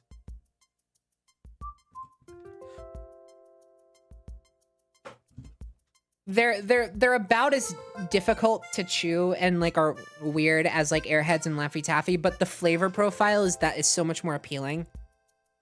In contrast to that, I don't know. Something about these work a lot more than these two do. Milky Way, I actually don't even really remember Milky Way. I think like really these kind of just occupy the same space as Three Musketeers for me, but I don't remember these two distinctly. M&M's. Okay, here's the issue. Here's the issue that this fucking tier list did not take into account. Why are there two Skittles? Oh, it's organic Skittle. I don't. Fuck you. M&M's and peanut M&M's are two extremely different candies. Are we just taking these as normal M&M's? I think we are. But just for the record, peanut M&M's are the fucking best. Tippity top S tier peanut M&M's. Normal M&M's are kind of shitty. Normal M&M's are kind of shitty. I'm saying they're kind of shitty and putting them in like the reasonably good tier. I'm not saying that everything below M&M's is also kind of shitty because I think these are pretty good. But I'm saying that compared to peanut M&M's, they're pretty shitty. They're shitty enough to bring it down 2 letter tiers, if that makes sense. Yeah, these are not nearly as good as peanut M&M's.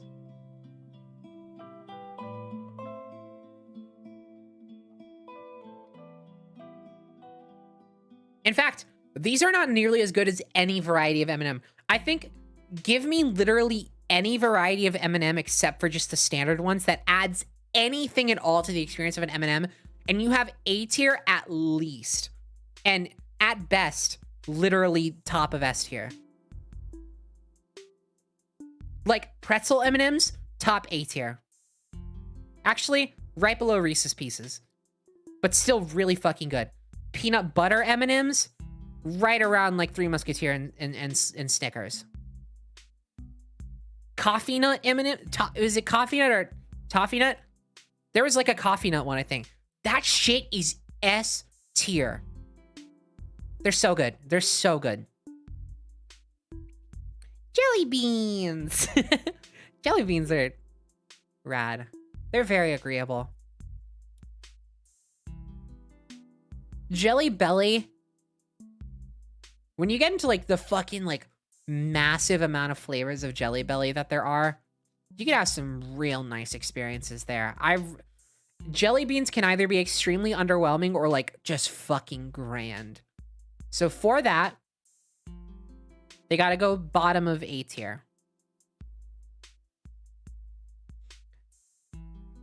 There are enough of them that you can't go wrong with, that you start to get into the can't go wrong with kisses, can't go wrong with an Andes, all that kind of stuff category.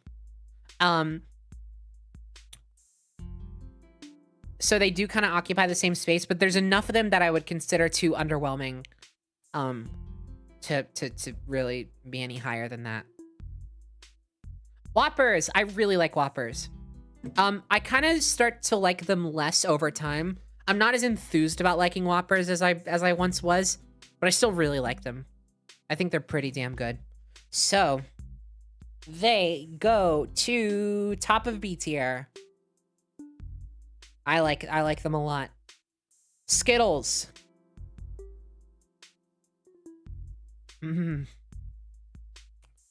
Oh no. Oh my god, I'm gonna really upset some people here.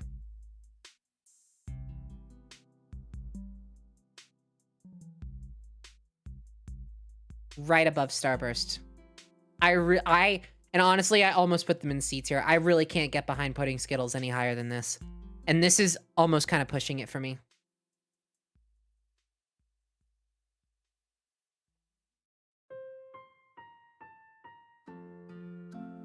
Okay, I'm actually really surprised that more people are on board with this than I thought. I thought Skittles were like fucking revered nations wide, you know, is on your side. Sorry, I don't know what the fuck is wrong with me. Heath Bar. These might as well just be hard candy.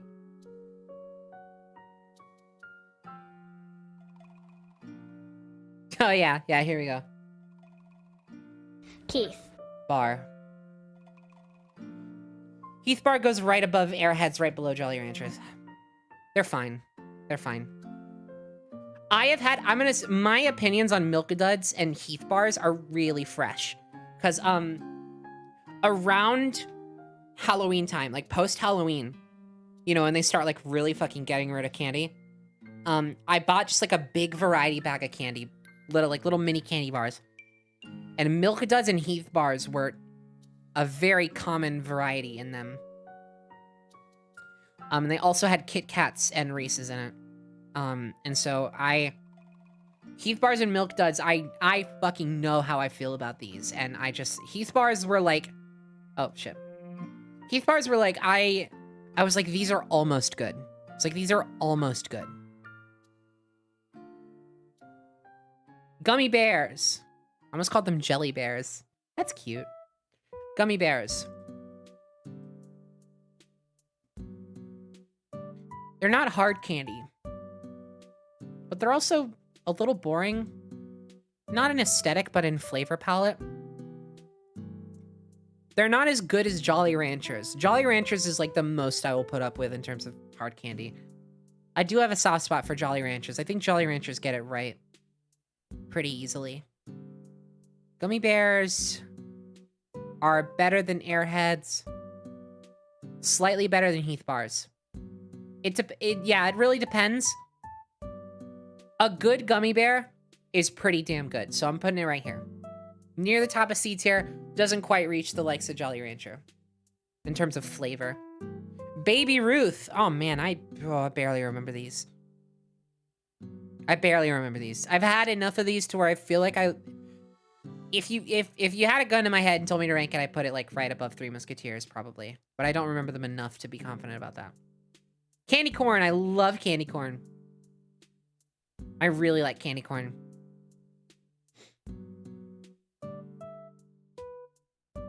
Candy corn is right above Whoppers.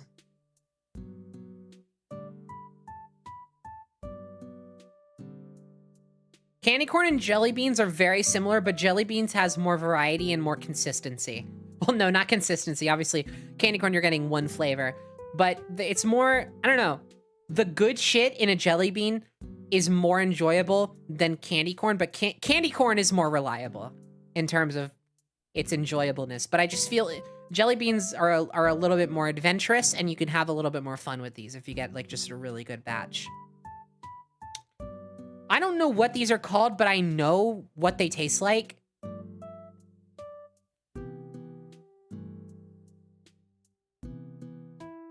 Like below Laffy Taffy for me, right below. Candy pumpkins? Oh, I don't know if I can't stand candy pumpkins. It's too much. Candy corn is only tolerable because they're small, right? Candy pumpkins are too fucking much in one go.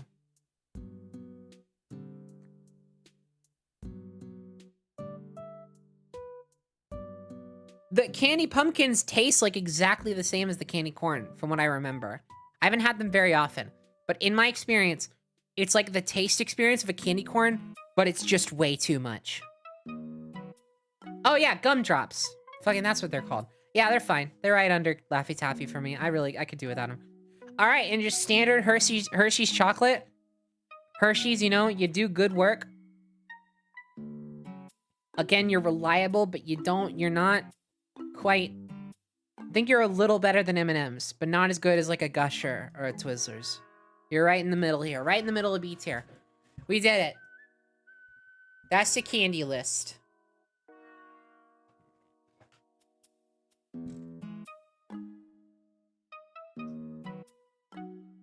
Oh man.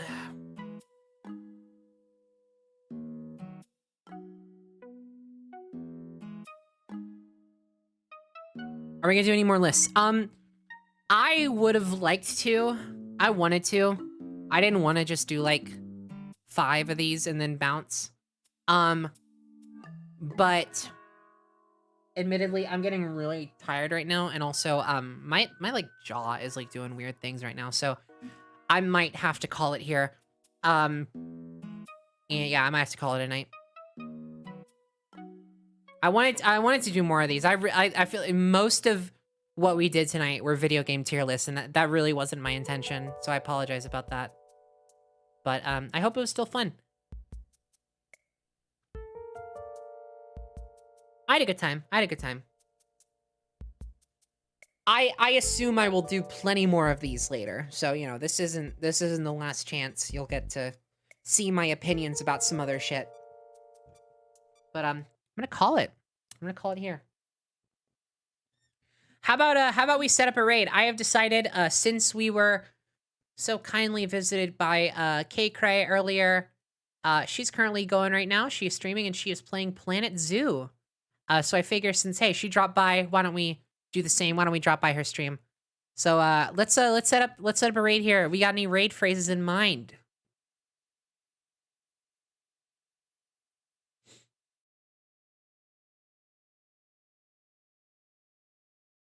Kenny, I missed some of the stream. What are your thoughts on The Last of Us Part 2? Not to be dismissive, but yeah, we're about to end off. So, if you want to scrub through the archive, go to where I'm ranking PlayStation games, get to the part where I put the Last of Us games in the ranking, and then I will talk about it for the next like 40 minutes. Oh, you were joking?